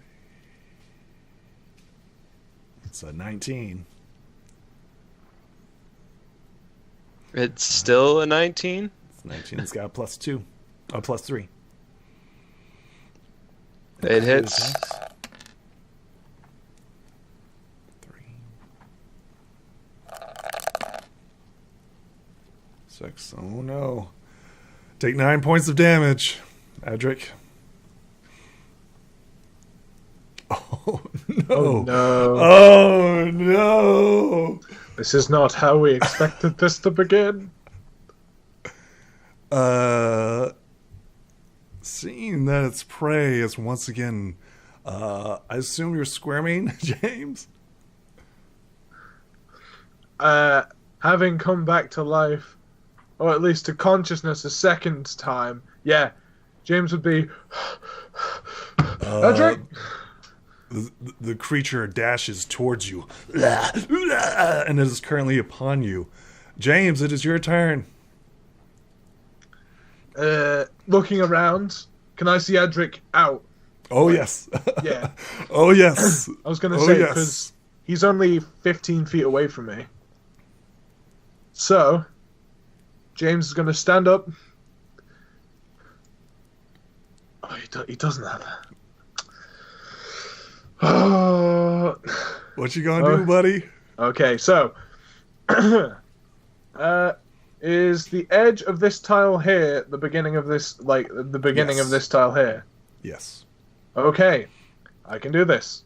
James stands up and moves 5, 10, 15 feet. Mm-hmm. He's then going to quickly drop the pickaxe. Are you provoking? No, technically they would be stood back to back with one another if that's the case. Oh, that is true. Yes, you are still within the striking distance. He drops the pickaxe and pulls out some small, like a small package, realizing that he's soon to be under a sailing. He's going to open it up, grab some ointment, and just quickly slather it up one of Adric's wounds. I'm using the healer feat. Excellent. Okay, so...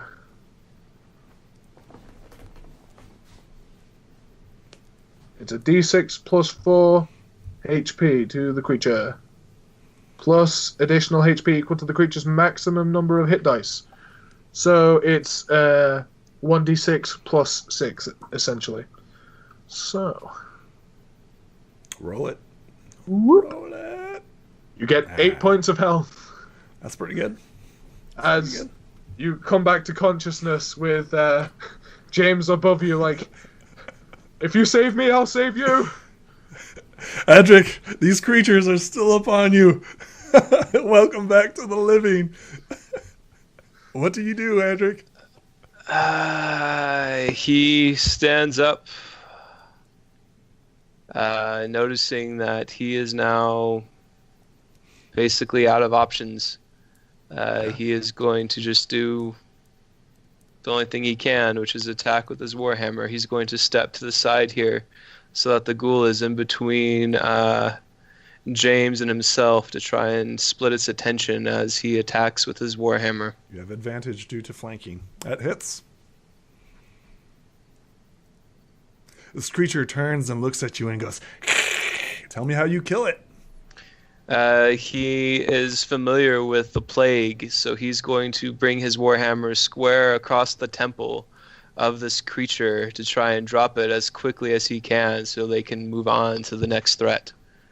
The creature goes down. Yet you still realize that it is still twitching.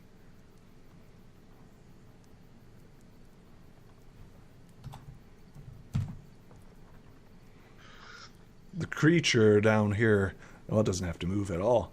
Just swings at the nearest target, which will be both of you. Can only attack once, though. So it'll attack. I was going to say coin toss, mayhaps. And it misses. It doesn't matter. It misses. James, this creature beneath you is like twitching and jerking below you. This other creature comes up to you and tries swinging at you, at both of you, and clearly misses. Need to roll a d2 to see which one you're attacking. James, what do you do? What do I still have available? Approximately nothing. Adric's in the same boat. He used his last resort and it did nothing. Gotta do something, guys. Gotta do something. Okay, so... Firstly, I'm going to use another like little pouch of ointment on myself, which Sure. is another use of the healer feat. Go ahead. Oof. Only for 7, but 7's still much more than I have now. Adric, you're And up like next. as I'm like rubbing it across my face and just be like, I think maybe I we gotta should feel leave. better. I gotta feel better. This might not be the place for us. Adric, being familiar with this type of creature, he will use his holy symbol to cast Sacred Flame on it while it is still moving on the ground to consume it with the holy fire and ensure that it won't rise again. It automatically hits, and it stops moving as soon as you touch the flame to it. It dies. Oh, I didn't Again. think that'd work. Adric will position himself next to the zombie as well so that we may do the same thing with this one and split its attention once more. Excellent. I'm going to roll a die 2 to see which one it's attacking. 1, Probably it's James. 2, it's... Yep, James! The zombie turns to attack you. Oh no! Oh shit! It's a good thing I'm applying ointment. Oh, that's a great thing you're applying ointment. Take 8 points of damage as this meaty fist just comes slamming down upon you. Yeah, so it's just like applying it across the face, and as soon as it goes over the eyes, James, you are up. Right. Dice suddenly turn against the players. Interesting. So, What do you mean suddenly? This has been the theme of the campaign. I was gonna say, so far it's just been... Please no! James is going to pick up the pickaxe again and swing it and try it. Really try and drive it into the ribs there and see if he can just stop this thing from moving. Go ahead. Is James going to move in opposite of Adric? I don't think it would matter. It was facing me when it hit me. So that's going to be... Just a shift. That's a hit. Yeah. Oh. So I just stab it through the arm and die. You hit it, but its unnatural resilience keeps most of the damage from going through. Adric, you're up next. Adric steps behind it and tries to attack with his warhammer once more. It's a hit.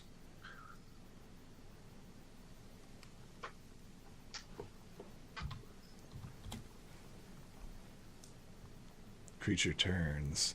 It's got a nice, lovely selection before it. 50-50 odds. Let's see which one is going after.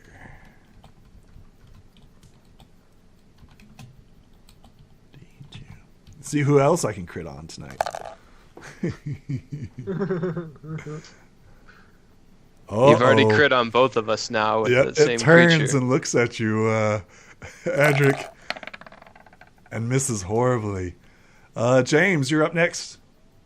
Well, now I'm behind it. I'm going for the spine. Excellent. That's... hits. 6 points of piercing damage. You strike it solidly, yet its unholy resilience continues. It just keeps going. Adric, it keeps going. It's going to swing upon one of you once again. Adric is going to try to use Sacred Flame once more. Okay. That's -3, I think. Do that sweet damage. 6 points. Take 6 radiant damage. It dies. Tell me how you kill it. As Adric once again continues to curse the undead, as the holy fire rises and consumes this creature, it's covered in black flame as it shrivels and drops to the ground. Excellent. The rain continues to pitter-patter on you as you both are breathing heavily, covered in your own blood. Thank you. I don't know what you did, but I came back from the edge. Here, let me aid you. And I'm going to keep applying I'm going to keep using the my healer's kit in order to try and keep him in tip-top condition. I believe that only allows you to use that once on one character per long rest. I don't know. That's how it is regularly, but with the healer feat, with the healer feat, when you use a healer's kit to stabilize a dying creature, it comes back with 1 health. It regains 1 health, and also as an action in combat, you can use it to tend to a creature and restore a d6 plus 4 plus its HP plus HP on top of that, equal to the max number of hit dice. The creature can't regain. Creature can't regain HP from this feat until finishing a short or long rest. So yeah, James is going to sit down and be like, we sit here for an hour, maybe 2. And I just patch us up. We need healing. Ow, that hurt. Adric is going to look around this area. Does under one of these trees seem to be a good spot to make camp? It is, yes. There are some dry patches that you can find, also some dry tinder. If you go underneath it, you're going to start scraping it off to the side. Yep. Then he will do that, and we'll go about making camp for the night in this location. He's going to take one quick glance around before we really start, now that the battle is over, to see if there's any sign of that woman who ran past us. Go ahead and roll me a perception. Yeah, she is making no attempts to hide her milk. You see her in the distance, running. Maybe you know now why. Adric's going to take a quick glance at his map, knowing the location that they've been. Does it look like she's running towards to cross the stream to one of the elven settlements, or up to the top to run around the river? Currently, you know that she is like going the opposite direction that you are going, and from there, you're not quite sure. I was going to say, So- at the same time, James would have remembered this whole thing, so do you want me to make a perception as well to see if I can see her? Yeah, go ahead. Okay. So... Nope. It's raining. Rain is... My face is just nothing but black eyes and pain. Yeah, you remember like the ghoul coming down and slapping you. I need you both to roll me a d20.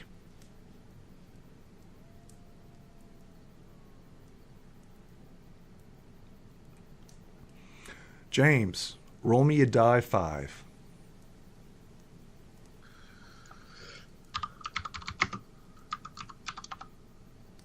Oh no. Oh. Oh no. James, remember when that ghoul came down and slashed you across the face? You now have a scar. Tell me about the scar. So, as I said, I was like applying ointment when I got slashed.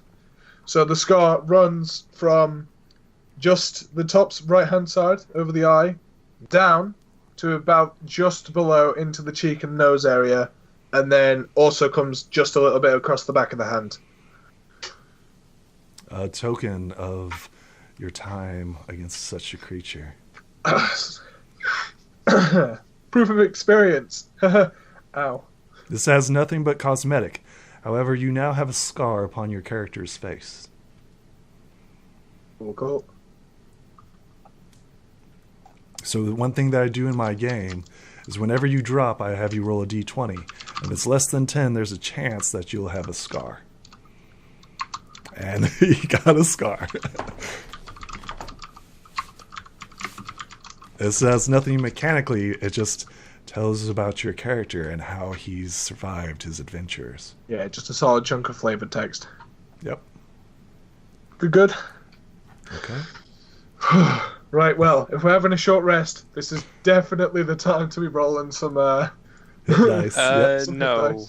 No. long Adric rest. is making camp for a long rest after this. He is Sounds- exhausted, tapped out, and Oh, you guys can Good. keep going. You guys can keep going. It's fine. It's fine. no. Okay. All right. All right. He's used to having some backup when he fights the plague, not an inexperienced paladin in himself. Hey, man. All right. I hit it for like 20 at the start. Yeah, James would just be like, it's not going to be pretty. Nope. Nope. Well, at least we pulled through, right? We definitely made it. Oh, Survived. that was too close. Interesting. All right. I knew that I Adric sought is- knowledge, but not the brink of death knowledge. Roll me a survival. Let's see if your night or long rest remains uneventful. You can see that after the fight, Adric is still not very pleased that he's had to resort to using his magic for these trifle matters. James, this magic that you've seen that Edric's been pulling off has been strange and completely foreign to you. You think that if he does this in front of Inquisitors and the Ilk, he will definitely be questioned, to say the least. If that's what James thought, Adric. Okay. You seem to be wishing to conceal however it is that you perform these rites and rituals. When we enter the human kingdom, I suggest you do. While I, personally, care not for such things, especially when they aid others, those of the Inquisition and those above me definitely will take some dislike to such things. Adric laughs to himself as he pats you on the shoulder. Aye, lad, that may be the wisest thing I've heard you say yet. I appreciate it. Thank you for saving me.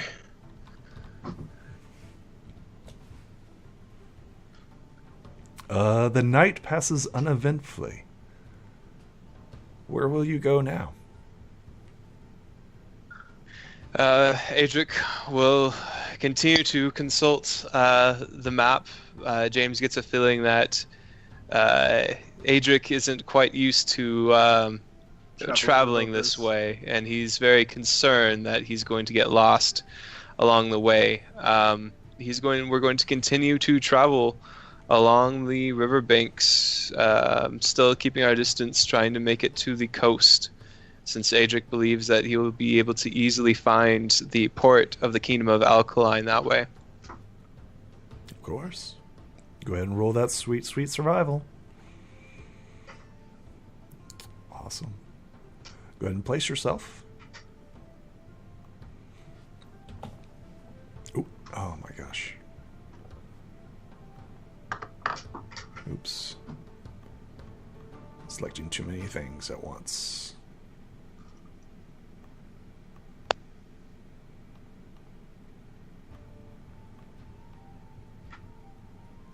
Oh. Undo. Edit, undo. There we go.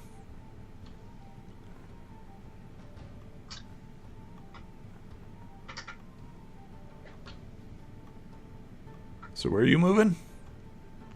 Gotta place yourself. He's moving south along the riverbank. Okay, there we go. Go ahead and roll me survival. Okay.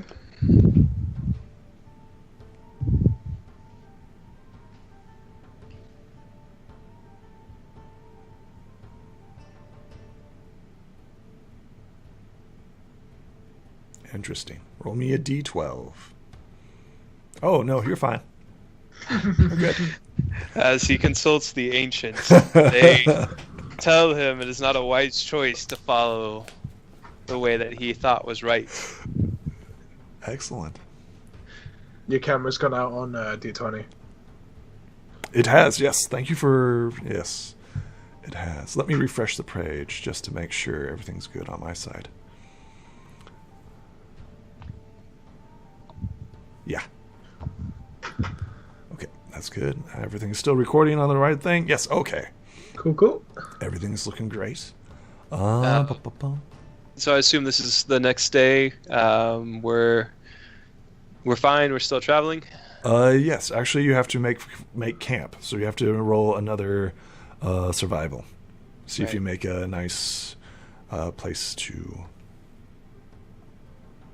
Excellent. You continue forth. Okay. Go ahead and once again roll me that sweet survival as you continue. Place yourself.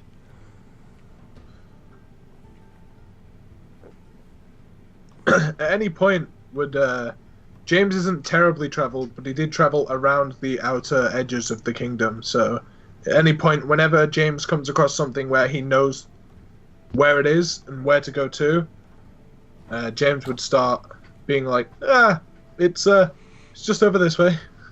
Just a few more days' travel. In the distance, you see this massive structure. It's unmistakable. That is the city of Alkaline. Even to dwarven standards, that is a massive, massive structure. It is made out of iron, and even in the rain, you can see it. It looks like a mountain in the far distance. You know that this is the Iron Citadel. You can now see it, even in the pouring rain.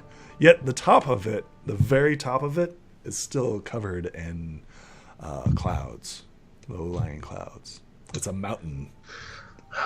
I did not think I would be returning home so quickly. But adventure is adventure. And knowledge will be gained. Aye, lad. Experience gained is not experience easily lost.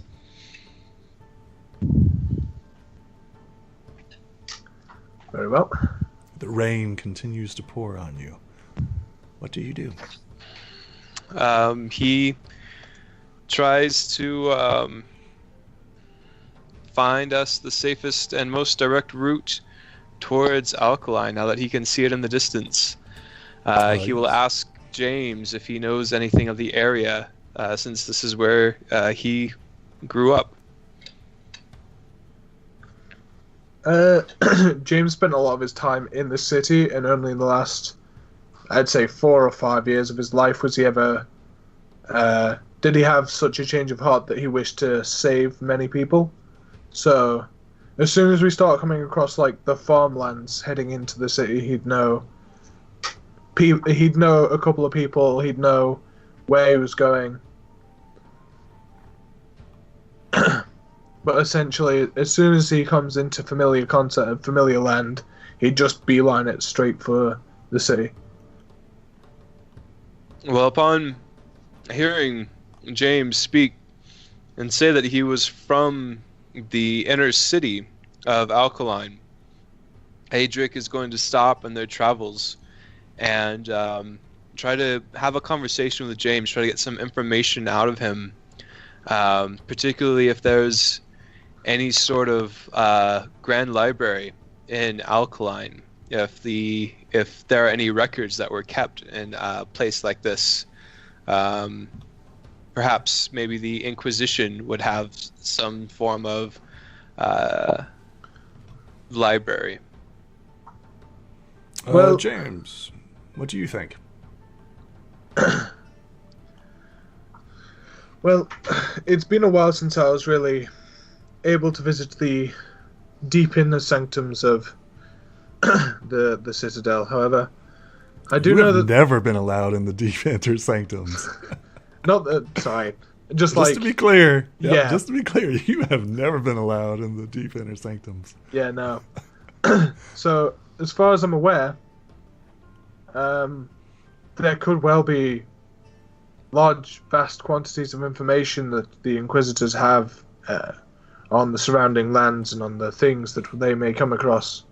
But I personally have never set eyes on them. I don't remember father or mother doing so either before they passed. He at this moment when he mentions his parents, he pulls out the little knife and just gives it a once over before he puts it back in his bag. What does this knife look like? That requires me to go look. You brought it out. I know, man. Give us a moment. So, in terms of what its appearance is, the pommel is a dark blue, like a very cold-looking blue, with the handle being maybe 2 to 3 inches long. It has an extremely worn leather grip that looks like it should be just completely replaced. It's almost as if it looks like it's been repaired poorly several times over. It is an ivory knife. The blade's about 2.5 to 3 inches long, with very eloquently detailed scrollings and just artwork going right down the blade to the tip, except for on the cutting edge. And it's about yay big, and looks fairly beat up, fairly worn. But James seems to look at it as if it's like the most precious thing that he's ever received, owned, anything like that. It doesn't look expensive, but it looks like to him it means everything. And it like he's not hiding that fact either. Like, he is a very open book.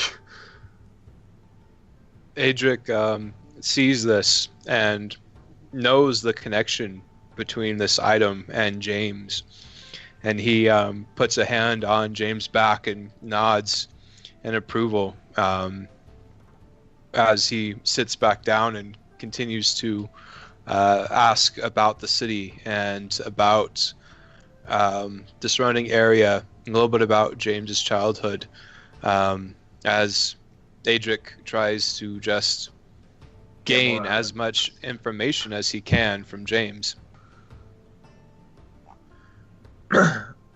Well, as far as I can remember, my childhood was a fairly simple one. My parents held some rank in the levels of the Inquisition, though I struggle to remember what. I was very young when they passed. All that I know is that at the moment there are 3 Grand Inquisitors. One is Lord Bartholomew, another is Lord Wenjiang, the same one who, and he pulls out the paper, the wanted help, the same one who wrote this, and currently also the Inquisitor Judas. I spent a very short amount of time in any of the Inquisition itself. I was mainly trained to be a soldier for most of my childhood. Though I was more of a healer than a soldier, as you may well have noticed last time we incurred a fight. A lot of my childhood was, well, sad, with thoughts of lost parents. However, I am better now, and I feel it has strengthened me as a person, though to what ends I do not know. Unfortunately, I know very little about the actual workings of the Inquisition myself. I simply wish to aid others, and they were the easiest way to do it when I was growing up. As you begin sharing a little bit about your childhood and the information you know, Adric strokes his beard intently as he listens, and then he comes to the conclusion. Aye, lad, I imagine it might be in my benefit then to go and do a favor for this Wen Zhang. But it seems the Inquisition might control all sources of knowledge in that area. That does happen to be the case. Most people simply just follow and seek the enlightenment of Aiden, the Holy Master, and the knowledge of the 3 Inquisitors, rather than seek knowledge themselves.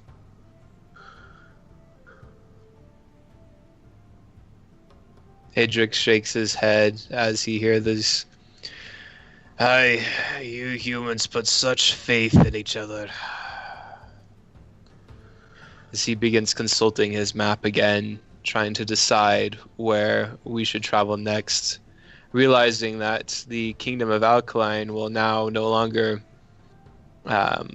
provide the access that he had hoped for, without the favor of the Inquisition.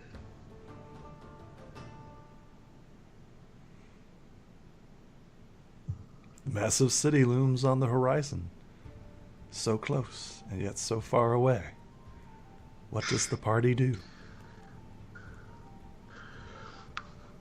Well, the information that you appear to be seeking is possibly out of reach for the time being. The city will have arms, it will have food, and it'll have a proper bed to sleep in. I still suggest we travel there at least for a time. Perhaps, but I know what your kind believes of my kin. I do not wish to compromise myself any more than I must. Fair enough. So, what say we do?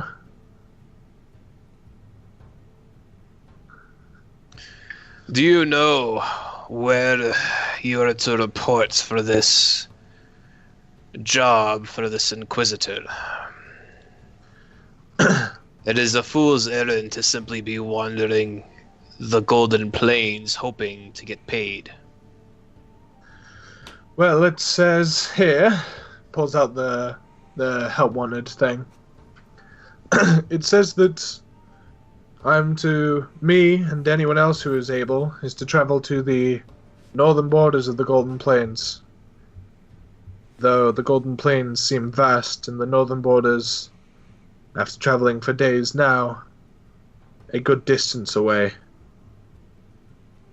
It's been 6 days since you left the caves.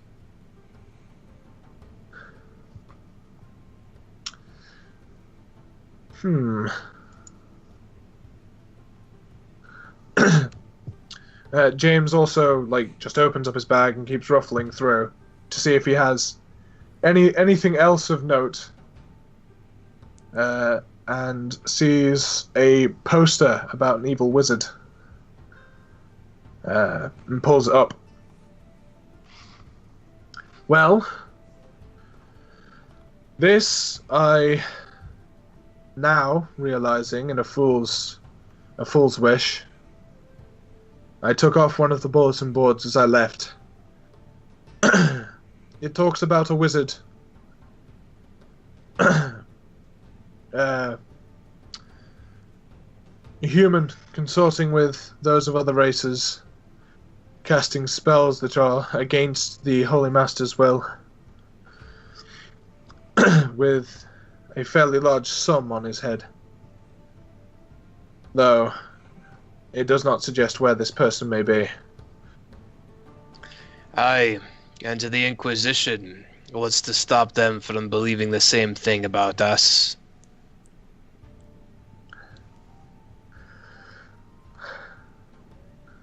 That is a question that I've certainly asked before.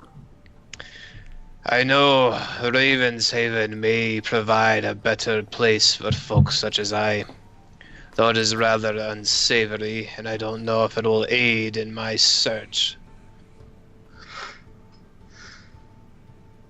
Well, if you wish not to travel here... James, roll me a knowledge, what would that be, local history? Knowledge history. See what you roll. Okay, yeah. Tell me what you've heard of Ravenshaven. Ravenshaven? I'm sorry, I'm unfamiliar with most places outside of the, outside of the Alkaline. Where is this place, and what does it contain? Hi, lad, you don't even know your own kingdom. Not very well. I didn't learn much about the place I grew up, only the people I wish to help. Then I suppose that might as well be as good a place as any. Though I do not wish to travel there, it might be more helpful than your alkaline kingdom for the moment. Very well. Yeah, having no real sense of direction, and now realizing that he's come this far for nothing. Getting lost. That's the episode. That's what we're going to call it. He knows that he has two options: trying to make it across the river to the Elvish kingdoms, or going to Ravenshaven to try and somehow gain the favor of the Inquisitors and find more information there. But he also knows that Ravenshaven is a home of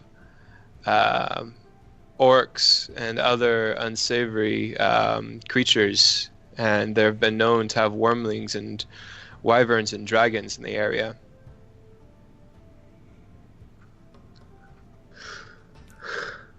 It's almost like it's a dangerous adventure. Well, that's why you don't see very many dwarves running around. Everybody just stays home. Just stay home. Don't do this crazy shit. I mean, Adric is certainly thinking that way. He's certainly stay home. Just stay home. He wishes that he could right now. This is not something that he would normally do. He knows full well the dangers of his kind. His people told him not to go out. Don't leave us. And you're like, I have to. I've got to find adventure. The more I think about it, the more I'm thinking trying to follow that elvish woman towards the elvish kingdoms across the river might be the next option. Okay. This campaign is just going to be us wandering aimlessly through the Golden Plains. Welcome to an open world. Welcome to... No, there is no Ray rolling here. You guys pick where you want to go. I ain't choosing shit. You guys go where you want to. Our wanted poster, that was our hook for the campaign, says, somewhere in this vast region, you might get paid. Yeah, pretty much. So... As James, I still think that it's at least reasonable to travel to one of the outer cities, maybe one of the footholds that protect the Alkaline Kingdoms, to at least rest for a while and gain some more forms of arms, perhaps up our survivability chances. What would you like to do?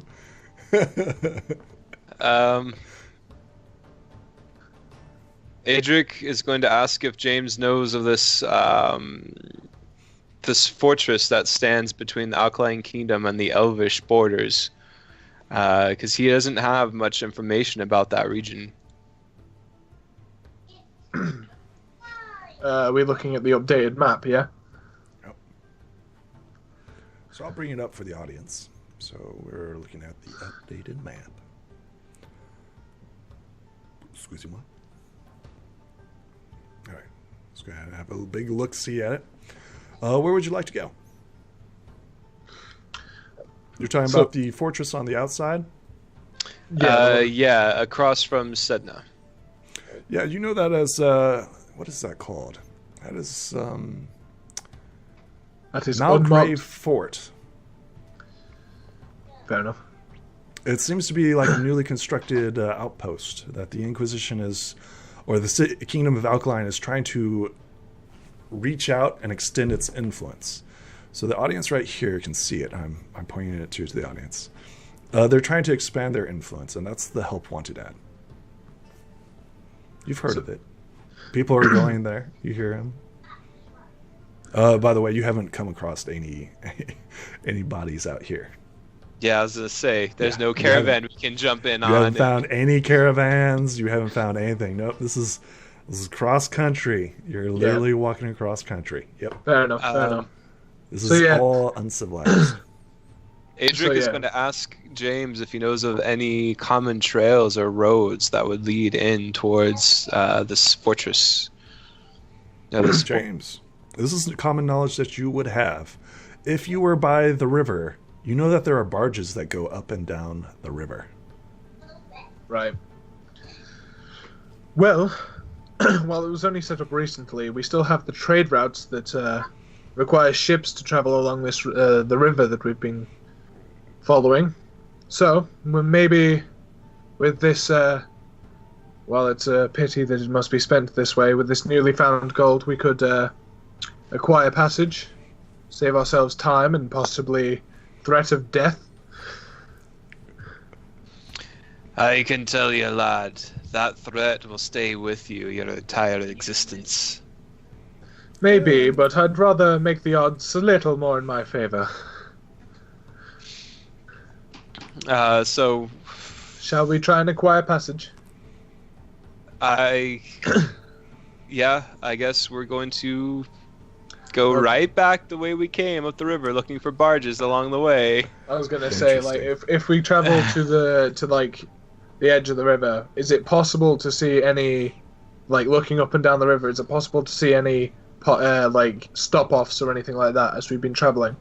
Oh no, there are no river banks or anything like that of note. Like, you've never seen like any docks or anything like that. It's almost like the wild keeps consuming it and taking it over. Well, if we wish to acquire passage, we're not too far away from Alkaline as it is, so if only for a brief time, we could go there and acquire passage and save ourselves many days of travel by going by the boats. I'm sorry that I'm only becoming useful now, but I had no idea where we were previously. I was a bit lost. Like in the wilds. Adric clearly isn't happy with the choices that are before him, but he will concede to traveling towards Alkaline still to get to the docks, but he makes it clear that he's not going to feel very comfortable going behind the walls of that city. Okay. But he's fine going along the ports and so on. Fair enough. We'll continue traveling along the coast then, I guess, to try and get to the sea. Roll that sweet, sweet survival. What could possibly go wrong? Creatures that move faster than 25 movement speed. That's what could go wrong. That's like everything, man. That's like everything. I was gonna say, hey, it you is wanted to play a dwarf. Everything but the slime that we fought. I'll go ahead and roll. Yep. Excellent. As you travel by day, nothing seems to bother you. As a matter of fact, you get a boon. As you're passing by the river, go ahead and roll me perception. Both of us? Yeah, both of you, yes.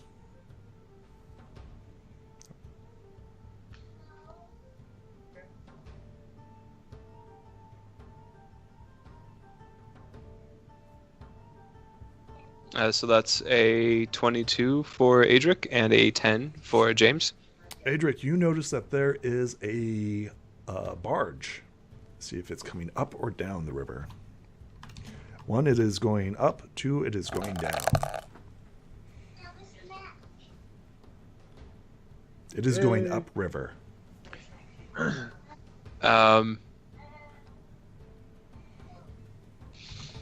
How close is it to the riverbank? So the river is not deep, but it's wide, right? So it varies depending on the turn of the water. So in this part, go ahead and roll me a percentage dice. D100. A good juicy percentile. Oh, that's not what I want. D100. There it is. There we go. Okay.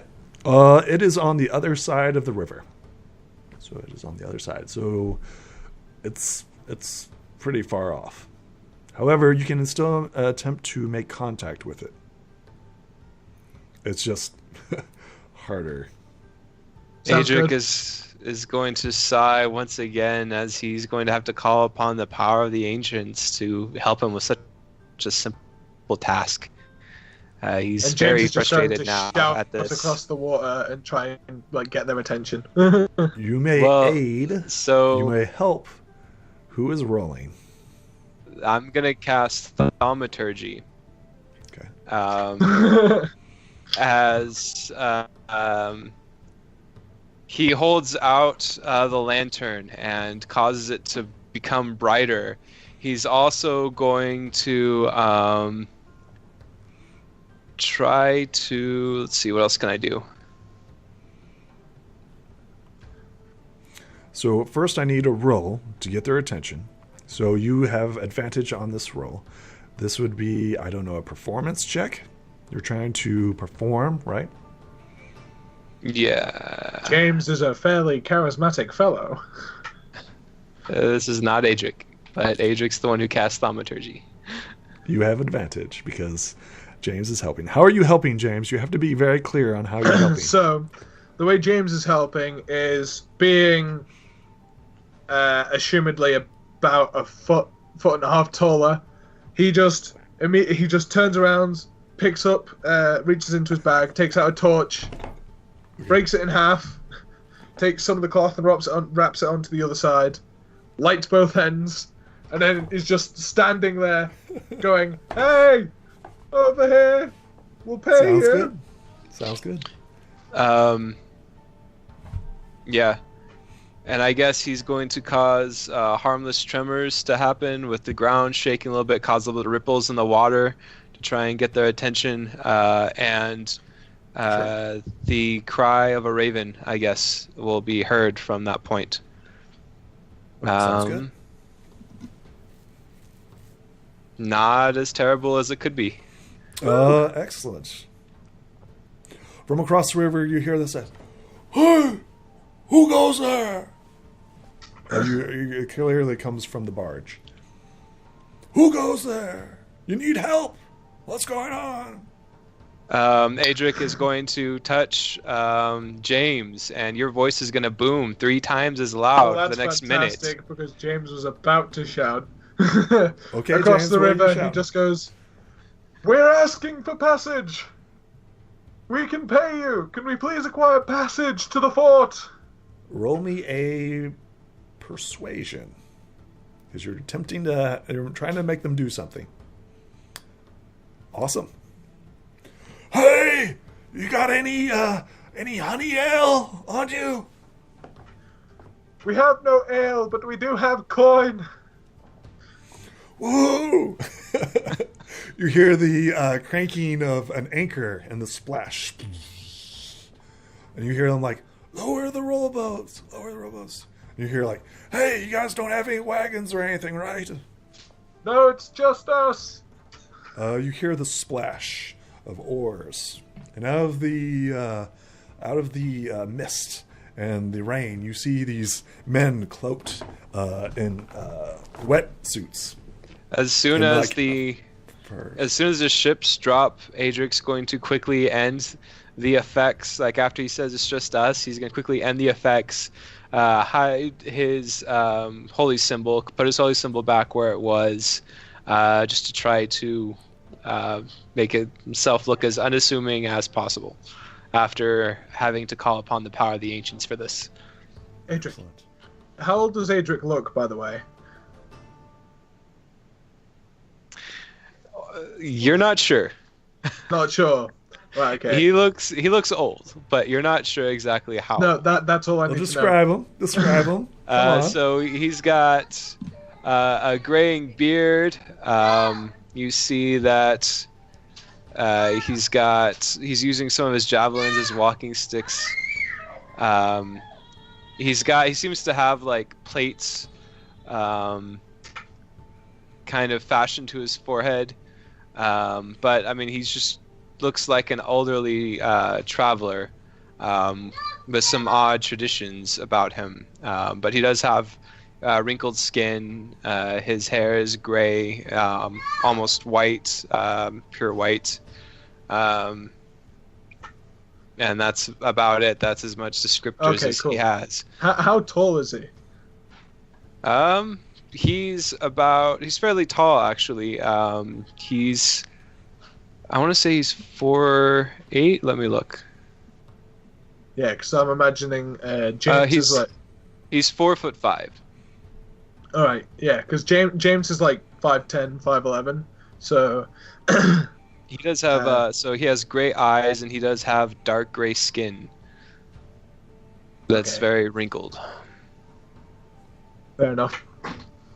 So James turns to you and is like, "So, how do we want to play this? Are you like just an old man? Are you a sickly old man?" Hadric will chuckle. I'm just a traveler, lad. Come to see you on your way. Very well, very well. And then we'll just wait for the boats to arrive. The oars continue splashing as they're rolling across you. And then in the distance you see the boat, and it looks like 6 men and then a man who's got like a lantern, and he's like, "On the shore, who goes there?" It's just us, just 2 travelers. We've been walking the wilds for an age. Looks We back wish to and seek he's- travel up to the fort. This isn't no trick, is it? I'm not a man of tricks. I Said hold up my shield and one of the torches to show the Inquisition symbol, the Holy Massa. You hear like a few of people and they're like, "Oh shit, it's Inquisitor." And they're like, "Oh, what are we supposed to do?" He's like, "Well, we can't deny a passage." "All right, we're coming ashore." They throw you a rope, right? Right. And you catch it. And they're like, "Pull us ashore." And it's like a big muddy bank. Yeah. And he says, "Now this might be a trick, boys. Now keep your eyes sharp." And the guy like starts coming up, just one guy. And you Yeah. also hear the like cranking of like crossbows. And the guy like comes up and he's like, he shines his light on you. He's like, and you notice like his face is covered, right? And he's got this beard, this white shaggy beard. He's like, "What do you boys want? You said you have gold. Let's see it." Okay, so I pull out the gold that I had before we took gold from the treasury, so the stuff that's actually minted. And I'm like, "Yes, I have gold here," and I shake the bag. And I'm like, "For me and for him, 10 gold each. Travel up to the fort." From the Inquisitor to the half man, he's like, "You're a little bit of a runt, ain't ya?" He had an unfortunate upbringing that left him short. Here, and James pulls out the 20 gold pieces he just said he'll give them and holds it in his hand. He takes the gold and he bites it. And he's like, "How do I know this isn't fake?" I wouldn't lie to you, friend. I wish to persuade him. Go ahead. Natural 20. So he like flips the coin in his hand and he's like, "Aye, you have a good sense of gold and taste. For you, Inquisitor, we'll only have to pay half." Very well. 15 gold it is then. And take the other Indeed. 5 just for the travel. Aye. When you go back to your masters, tell them that the scurvy crew of the Maiden's voyage brought ya. Very well. He like gestures and he's like, "After you, Inquisitor, and half man." Thank you. Get on the boat. So you get on this boat, and it's a barge, a big flat barge. You notice that there's like huge barrels on it. You can smell like urine, spices, oils. Yeah, you can smell this. Most of this stuff is all wrapped up. And you see a few farm animals that you see some of the people attending to. It's like, "Living up, boys. We got some new passengers. Where you be heading? We're going upstream. I hope you know that." Aye, we're looking to travel the same way. We're looking to go to the fort. What fort? I already forgot the name of it. Roll Because the it was- intelligence. I was gonna say, because it was- characters can remember it. So it was Adric who said the name. I completely... Nope. 9. Hadric will roll. Yes, see if you get dropped off where you want to be. Okay, good. Edric, you remember it. It was called Malgrave Fort. I want to go to a place I have no idea. I was told about this place. It is time to go Yes. to this place. Yes. That one place upriver. Malgrave. Adric will nudge James with his shoulder, motion for him to lean down, Yeah, he's like, oh, just one moment. and Yes. then he says it's Fort Malgrave. Ah, yes, well, we'll get you there soon. It's Fort Malgrave. We're heading to Fort Malgrave. Never heard of it. It's been recently set up by the Inquisition. It's a couple of days up the river. That Adric makes will sense. Adric will come out with he'll fold out the map and he'll hold it up, and he will point to the fort on the map. Aye. You notice that place isn't anywhere near the river. Yes, we just need to get closer to it.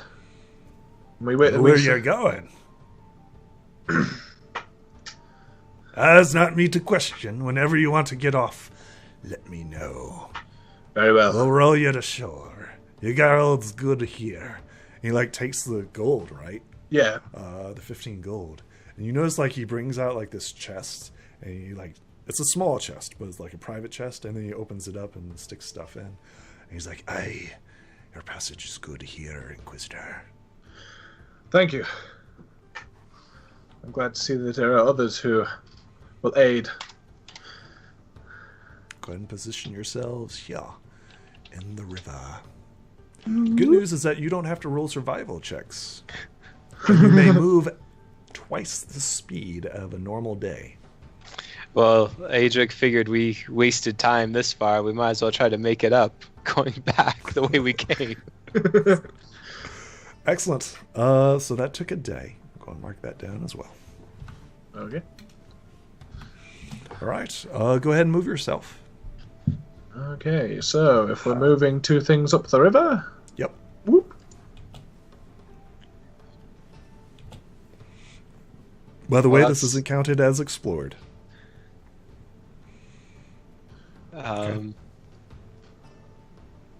Okay, so... Right, so do we need to make a survival check now that we've... Oh, no, Are we you said we getting don't have off? to worry about that. No, we're not getting off. Okay. Adric will still be checking his map for our progress. He wants to make sure we get off the right spot as best as he can judge. Okay. It is currently nighttime. You hear the anchors drop, and you hear everybody getting ready. They do the normal daily chores, mopping the floor, checking the inventory, feeding the animals. It looks like a well-run ship. The captain, of course, it's still raining. It's still spring. The captain comes up to you and says, "Aye, Inquisitor, I know it's none of my business, but why are you heading up there?" Well, one of the Grand Inquisitors has asked for aid in defending the area and keeping it well manned, and as someone who is able-bodied and aligned with the Holy Master and all the efforts the Inquisition does, I am seeking to go over there and aid them. Indeed. Nothing out there but monsters. I don't know why anybody would go up there. Well, in order to keep the kingdom strong, one must acquire more land and resources. That is one of the very true. teachings. Very true. Is there anything you need a hand around with here? I have raised animals before. I could always use a bit of spotting. I always need a lookout. You guys any good? Adric nods. I'm not too bad. I'll have you both up on the crow's nest. Very well. Through this trip, Adric is going to listen to any chit-chat or rumor. He's not going to actually speak to anyone if he can avoid it. but he's going to listen for any rumors or chit-chat that the crew has, especially taking note of the captain of the crew, what his name was. Okay. So you're looking for rumors, names, and suggestions, correct? Yes. So what is that? Okay, so it's going to be a perception roll for the first one. See if you get anything good. As you're eavesdropping. You hear some rumors about how there's trouble in the city of Alkaline. And there is rumors of that there's going to be a rebellion soon. There's been infighting among the Inquisition and the nobles. Okay. Of course, you have people who disagree with that. They're like, no, that's a bunch of hogwash. The Inquisition knows what it's doing. The nobles know what's best and serve the Holy Master. There's nothing like that. But that's like a major rumor. You hear like, there's going to be a war, I tell you. No, there's not going to be a war. There's always war. And you're like, blah, blah, blah, blah, blah, blah. Okay. While Adric is listening in to everyone, James instead is just trying to get a bead on whether these people are actually like good, well-intentioned people. I just want to see if they're... insight. Are you looking at the captain or the crew? I'm looking at the captain mainly, and then the crew for just to make sure that everyone's not going to stab me. Oh, no, but okay. So you've paid up front, right? Yeah. And it's bad business to kill your customers. And you paid them almost 150 years of normal peasants' pay. They're not going to hurt you. Yeah. You know that you paid. I was going to say They're not going to risk. I mean, the normal price would have probably been a gold for the two of us, and you paid 15. Yeah. Hey, man. James is both naive with money and also seeks to aid others, so he doesn't care for wealth. As you're watching, the captain keeps like a strict schedule, and he gets your asses up to go to the crow's nest. You're like, we're lifting anchor. You guys need to be up on your posts. Get up. He runs a tight ship, but he's fair. Fair. Did I get the captain's name at all for this voyage? Give me a second.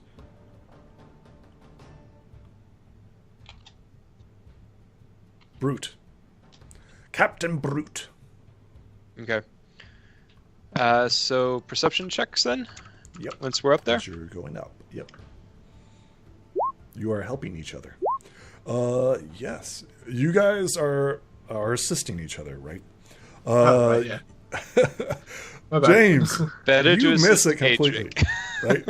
You miss it completely. However, Adric sees a log ahead, and he calls out, and they make correct courses, right? So they're like, "Aye, that's a good job, Adric. Well done. That would have surely have moored us.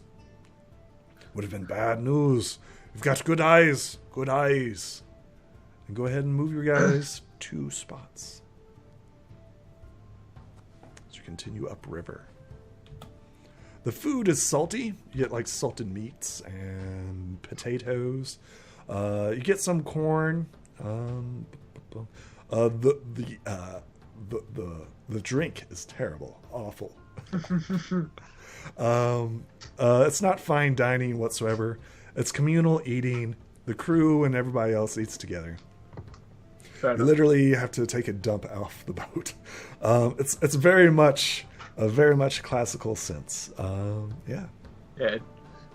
James is used to living like a fairly peasant-based lifestyle, so he's not unknown. The area of just being out in the open when you go for one. Well, Adric knows the value of coin, and he is a little disappointed in the use of it, but he also sees the benefit in it. It's saving us rations and time, importantly. It seems that there's more people here to defend us, to defend Adric if anything were to appear. I like that correction. Interesting. Okay. Very well. Anything else? No.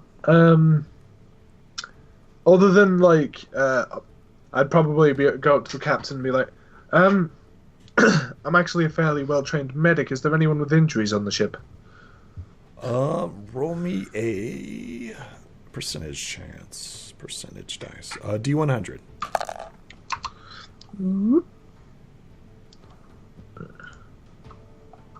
So.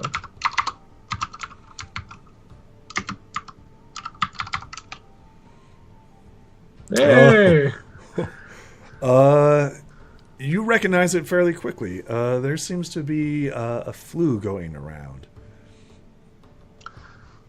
Okay. You've caught it at the early stages. You might be able to treat it early and stop the crew from getting sick. That would definitely be the first thing that James does. Okay, go ahead and roll me a medicine roll.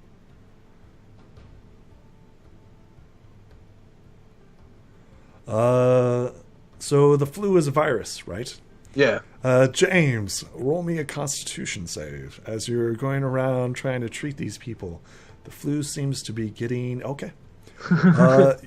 You treat everybody. However, the flu is already spread. You can't stay on top of it. Even the captain gets a little sick. Adric, roll me a sweet con save as everybody's on this tight ship. I was going to say, where it helps, to anyone who actually looks like decently sick, I do have the healer's kit to try and help them a bit, ease them a bit more. We'll save that for Adric. We'll see what he rolls. Adric, you feel a little nauseous, a little sick.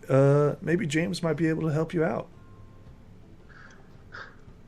Adric, it seems you've come down with the same illness that everyone else has. My apologies for not being able to stay on top of it. Here, let me help you. With bed rest and warm sheets, you put them to bed. However, James, you're now on the crow's nest, and it is the next day. Edric, you can either remain sick and help and try another con save, or you can get bed rest and become cured.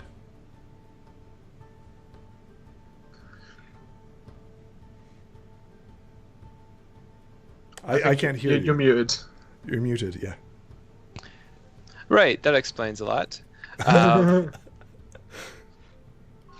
So I was trying to say before that he had he might have had advantage on the con save from his dwarven constitution and having resistances to poisons, but that may not apply to a disease. Disease, yep. Yeah, disease. These But filthy humans are so dirty.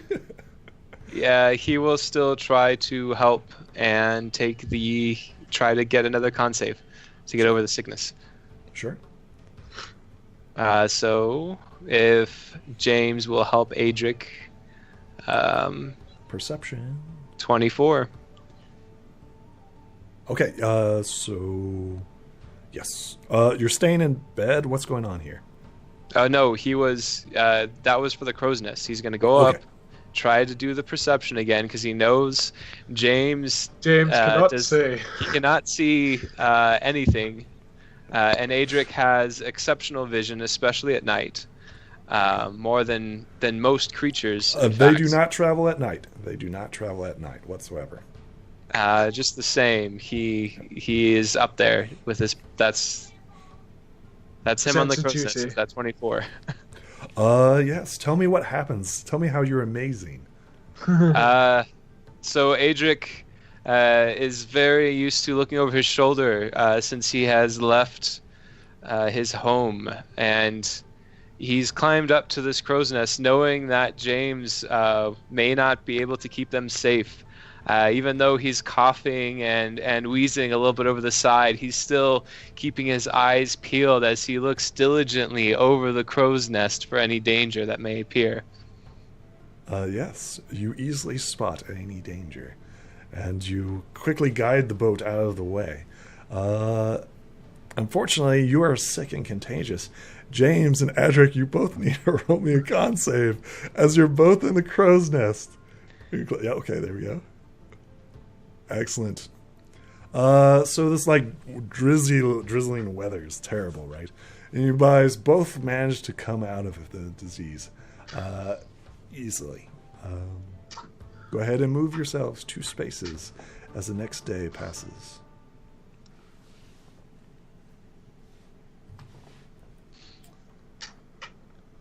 Move yourselves 2 spaces.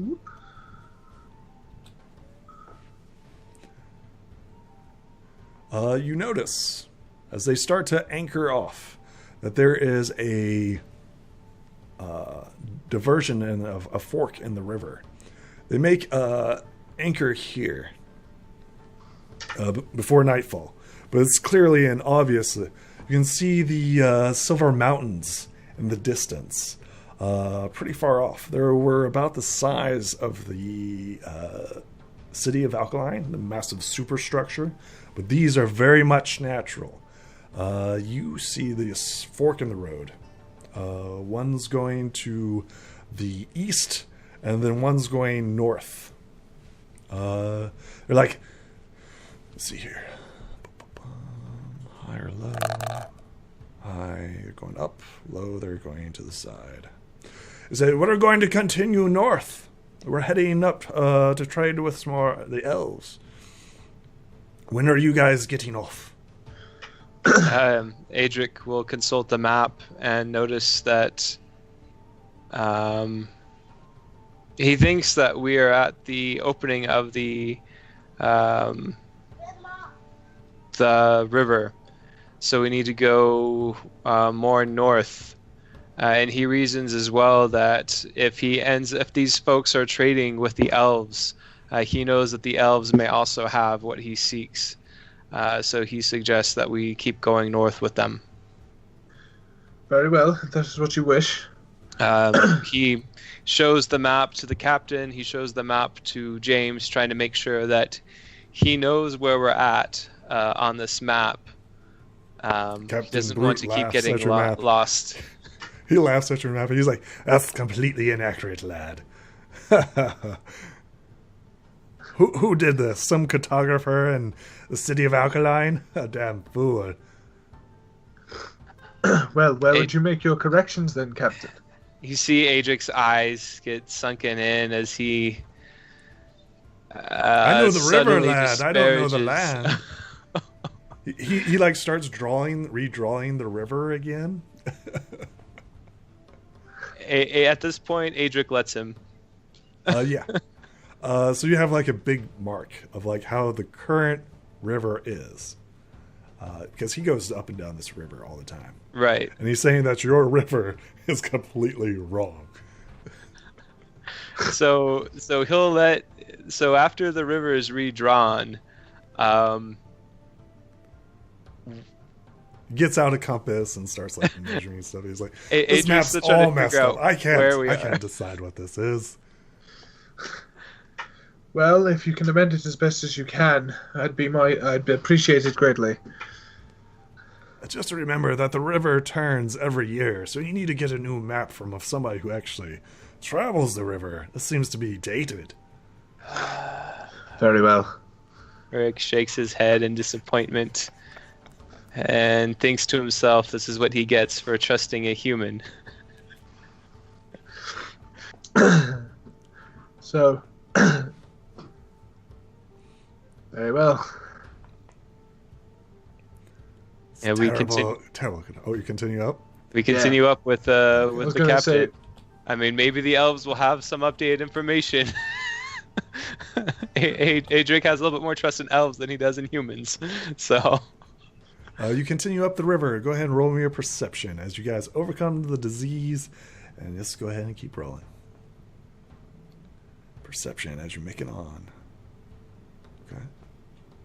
16. Yeah, it's a normal, smooth ride today. Nothing of note. He takes to the center of the channel. You notice that the river is slowly creeping in on you, and slowly keeps on creeping in on you.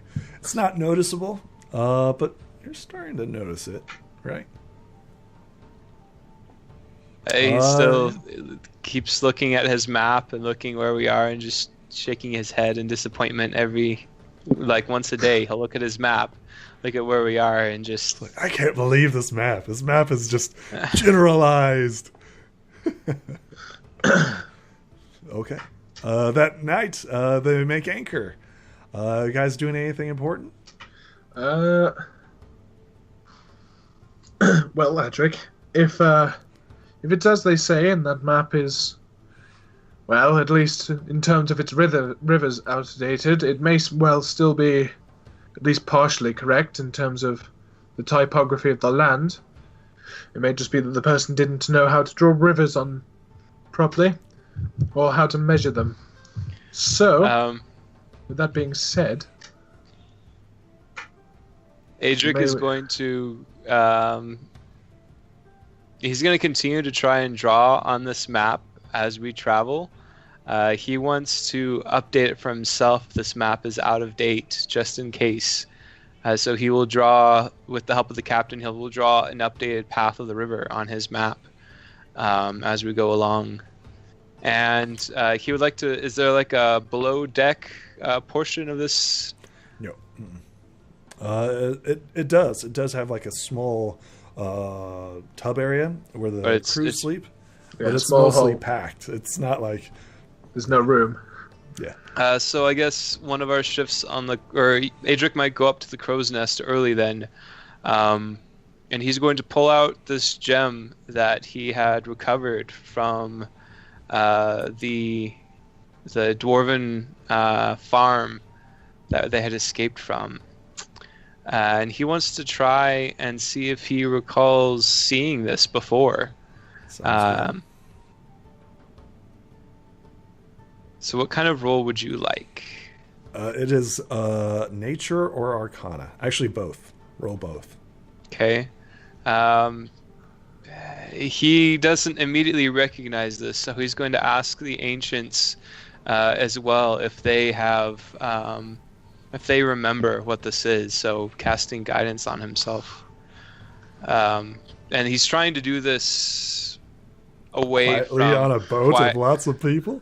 Well, that sounds like a stealth row. Well, 12 feet up on a crow's nest. Out of view. Up on a crow's nest, chanting a spell. Think about it.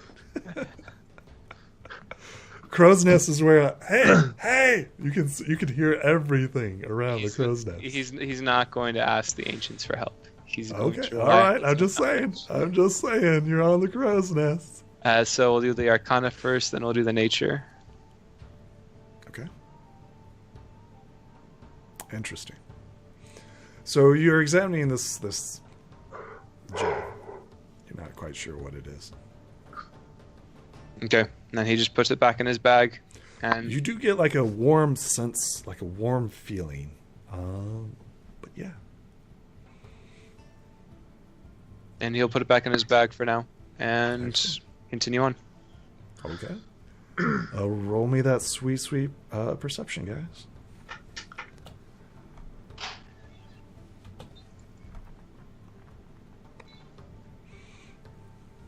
Excellent. Once again, you lead the crew and everything else, and everything seems to be going according to plan. Oops. You notice, like, the captain starts to turn the boat ever so slightly. Actually, we'll do this. So, Hedrick, what's the plan? Are we heading off here and traveling further along, or? He starts turning east. Down one of the ways. At this point, learning that his map is severely out of date, he feels that the best course of action would be to meet with these elves that they're trading with.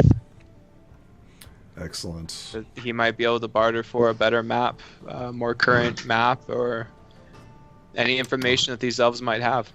So I'm going to tell you right now, like the river, you can't map a river. A river always changes its course, right? Yeah. So that's why the captain's like complaining about the map, right? But if so, Adric is not used to having to use maps that change, so he believes that the entire map must be wrong, and then he starts considering the source of how he obtained this map, and thinks that it might be better to speak with the elves to try and get a more updated map of the region. So you met a peddler on the road who was like selling maps. He's like, "Hey, buddy, you want a map?" And you're like, "Heck yeah!" And he's like, "Sure, it'd be a gold piece." And you're like, "Okay," and that's how it happened. Yes. As you travel, you finally make it to this like small dock. It's not very large. You see elves on the shore. They're dressed in like finery and silks. You notice that one of them is an armed guard. He has antlers. And roll me perception is if you can see anything else. The one time. James. James. You see a contingent of wood elves in the forest. They're currently observing this transaction. Captain Brute gets out on the dock and he's like, I'm here to trade. The elves like offer a hand to him and he shakes. And then they start negotiating. What do you guys do? As they kind of like start to step off to the side and cargo starts to be rolled out. You also notice that there's things that are coming onto the boat as well as things are coming off. Yeah. Okay, so the first thing James is going to do is turn to one of the crew members that he has seen speaking with the captain more often. He assumes that they're like the second or third in command. And he's just going to ask, so is this the only trading post you're going to, or are you going further? This is the trading post to the city of, let's see here, Agnarok. Very well. This may be where we part ways then. He says, be careful, lad. The Black Marshes aren't too far. You might want to come with us and go down the river a little ways. The Black Marshes are just on the other side of this here strip. I know that there are bad things ashore. If you make it now, don't do it. Well, are you traveling further north or further east? Oh, we're going back south, where it's safe. Well, this is a risky trade right here, a risky venture. Okay, I'll consider this. Thank you for the cautionary words. He like comes up to you and says, "You're not showing the elves your sign of the Inquisition, are you?"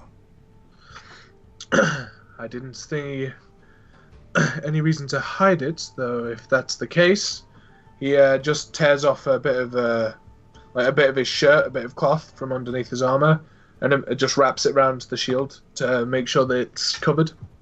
You know, Inquisitor, that the elves, Maguses, and the Inquisition have had a long-standing feud. They've gone to war over magic many a time.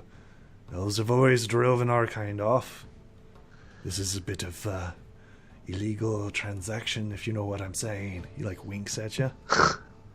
Yes, well, as long as the supposed gains that are made here are put back into a community and aiding he everyone laughs else. He's like, "Oh, you're serious?" Of course I'm serious. Helping people is... Adric shakes his head behind him. Sailors go into the community. Okay, sure, buddy, Sure. He's like, yeah, of course, Inquisitor. That's I'll pay it toward the orphans that I make. Well, as long as you're paying it forward, and like Adric- finishes tying off the cloth over the shield. Did James mention the Wood Elves to Adric? He would have done, yeah. James comes back and is like, well, I've just been told that we may not wish to leave the barge here, for the area around us is dangerous, and the current peace between the humans and the elves is tenuous. There is no peace. As in, there is nothing. There is no peace. Well, lad, You see a regiment of wood elves. They currently have arrows notched. I feel that if I step off the boat, I may acquire some new hanging for my clothes. then, lad, allow me to introduce myself to them. They may have an audience with one such as I. Adric he's going to step actually behind James, so he's going to try to block James, the view. Let me describe this better. He's wanting to keep James in between himself and the other humans on the barge, so that he's only facing the elves, the wood elves that are hidden behind them. So currently on the dock, there is a transition happening right now. Yes. Currently, Captain Brute is speaking to the elf you assume is like the emissary, dockmaster. You're not quite sure. Yes. Right? There's no clear visible signs on him, but he is in fine silks. Clearly someone of station. What are you doing? Adric will he will walk up behind the captain, or next to the captain. He will approach with his hands out, and he will say in Elvish, "Greetings to the firstborn, those who have stood firm against the creators." The captain, Captain Brutus, and the elf both look at you. He's speaking it in Elvish only, so... The captain speaks Elvish. They both look at you, right? At this interruption, and roll me a persuasion as you interrupt this transaction. It's not going to be good. Probably not. Excellent. Not terrible. Excellent. The elf and captain look at each other and then look back at you, and they the elf nods to you, and then in Dwarvish, the elf says, "Greetings, person of the stone. Why have you come here? We have not seen your kind in over 500 years." I seek knowledge and he's replying in Dwarvish. I speak knowledge and answers, and I may have some information the elves may find valuable. If you would allow me and my companion to stay for but a while. Roll me a persuasion as you're attempting to persuade them to keep you. Just you, correct? Well, I mean, he said him and his companion, so he's trying. He gestures to James, trying to gain an audience and not have them kill James on sight for stepping off the barge. When pointed at, James just smiles and waves. The elf nods and greetings. Is like, "It is a long time since the people of stone has come forth. You may enter into our city." And then looks at the human and says, "As long as he is in shekels." Adric nods in agreement and just steps to the side and waits patiently for the captain and the elf to continue. And he motions for James. He puts his hand out and waves him forward. at this point, James is like, he just looks over at all the elves with the arrows. Have they they're hidden in the woods. I mean, you gonna- see them. They're just hidden in the woods. Yeah. he like looks over cautiously. Have they put their arrows down at all? Are they still like ready to no, go? they're notched. Okay. They're not aiming, but they're notched. He like palms up in front of him, like next to by his sides to show that he's not holding anything. Just like very, very slowly and methodically walks forwards just to go up and stand next to Adric. The elf in like noble dress turns to the wood elf and like nods to him, and the wood elf takes out this vines and starts wrapping around you. You are currently bound. It Adric also takes your weapons as well. will put up a hand towards James and say in common, "It is all right, lad." In Elvish, he just looks up and says, "I don't think the bindings are necessary, but very well, if it is your custom." As they start taking your armor and equipment, how well did you bind your shield?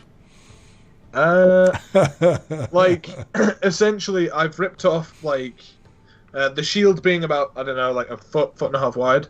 I ripped off pretty much half my shirt, put the cloth over top of it, and then, tied it where the, between the arm grips. So the whole center of the shield is covered in cloth. Excellent. And now without my armor, I look like I have a crop top on.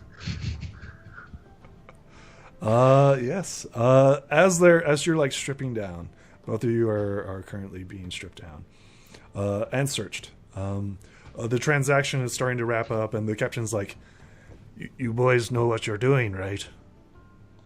Adric nods to him. He says, "Okay, then. Thanks for the gold." Merchandise is transferred back and forth.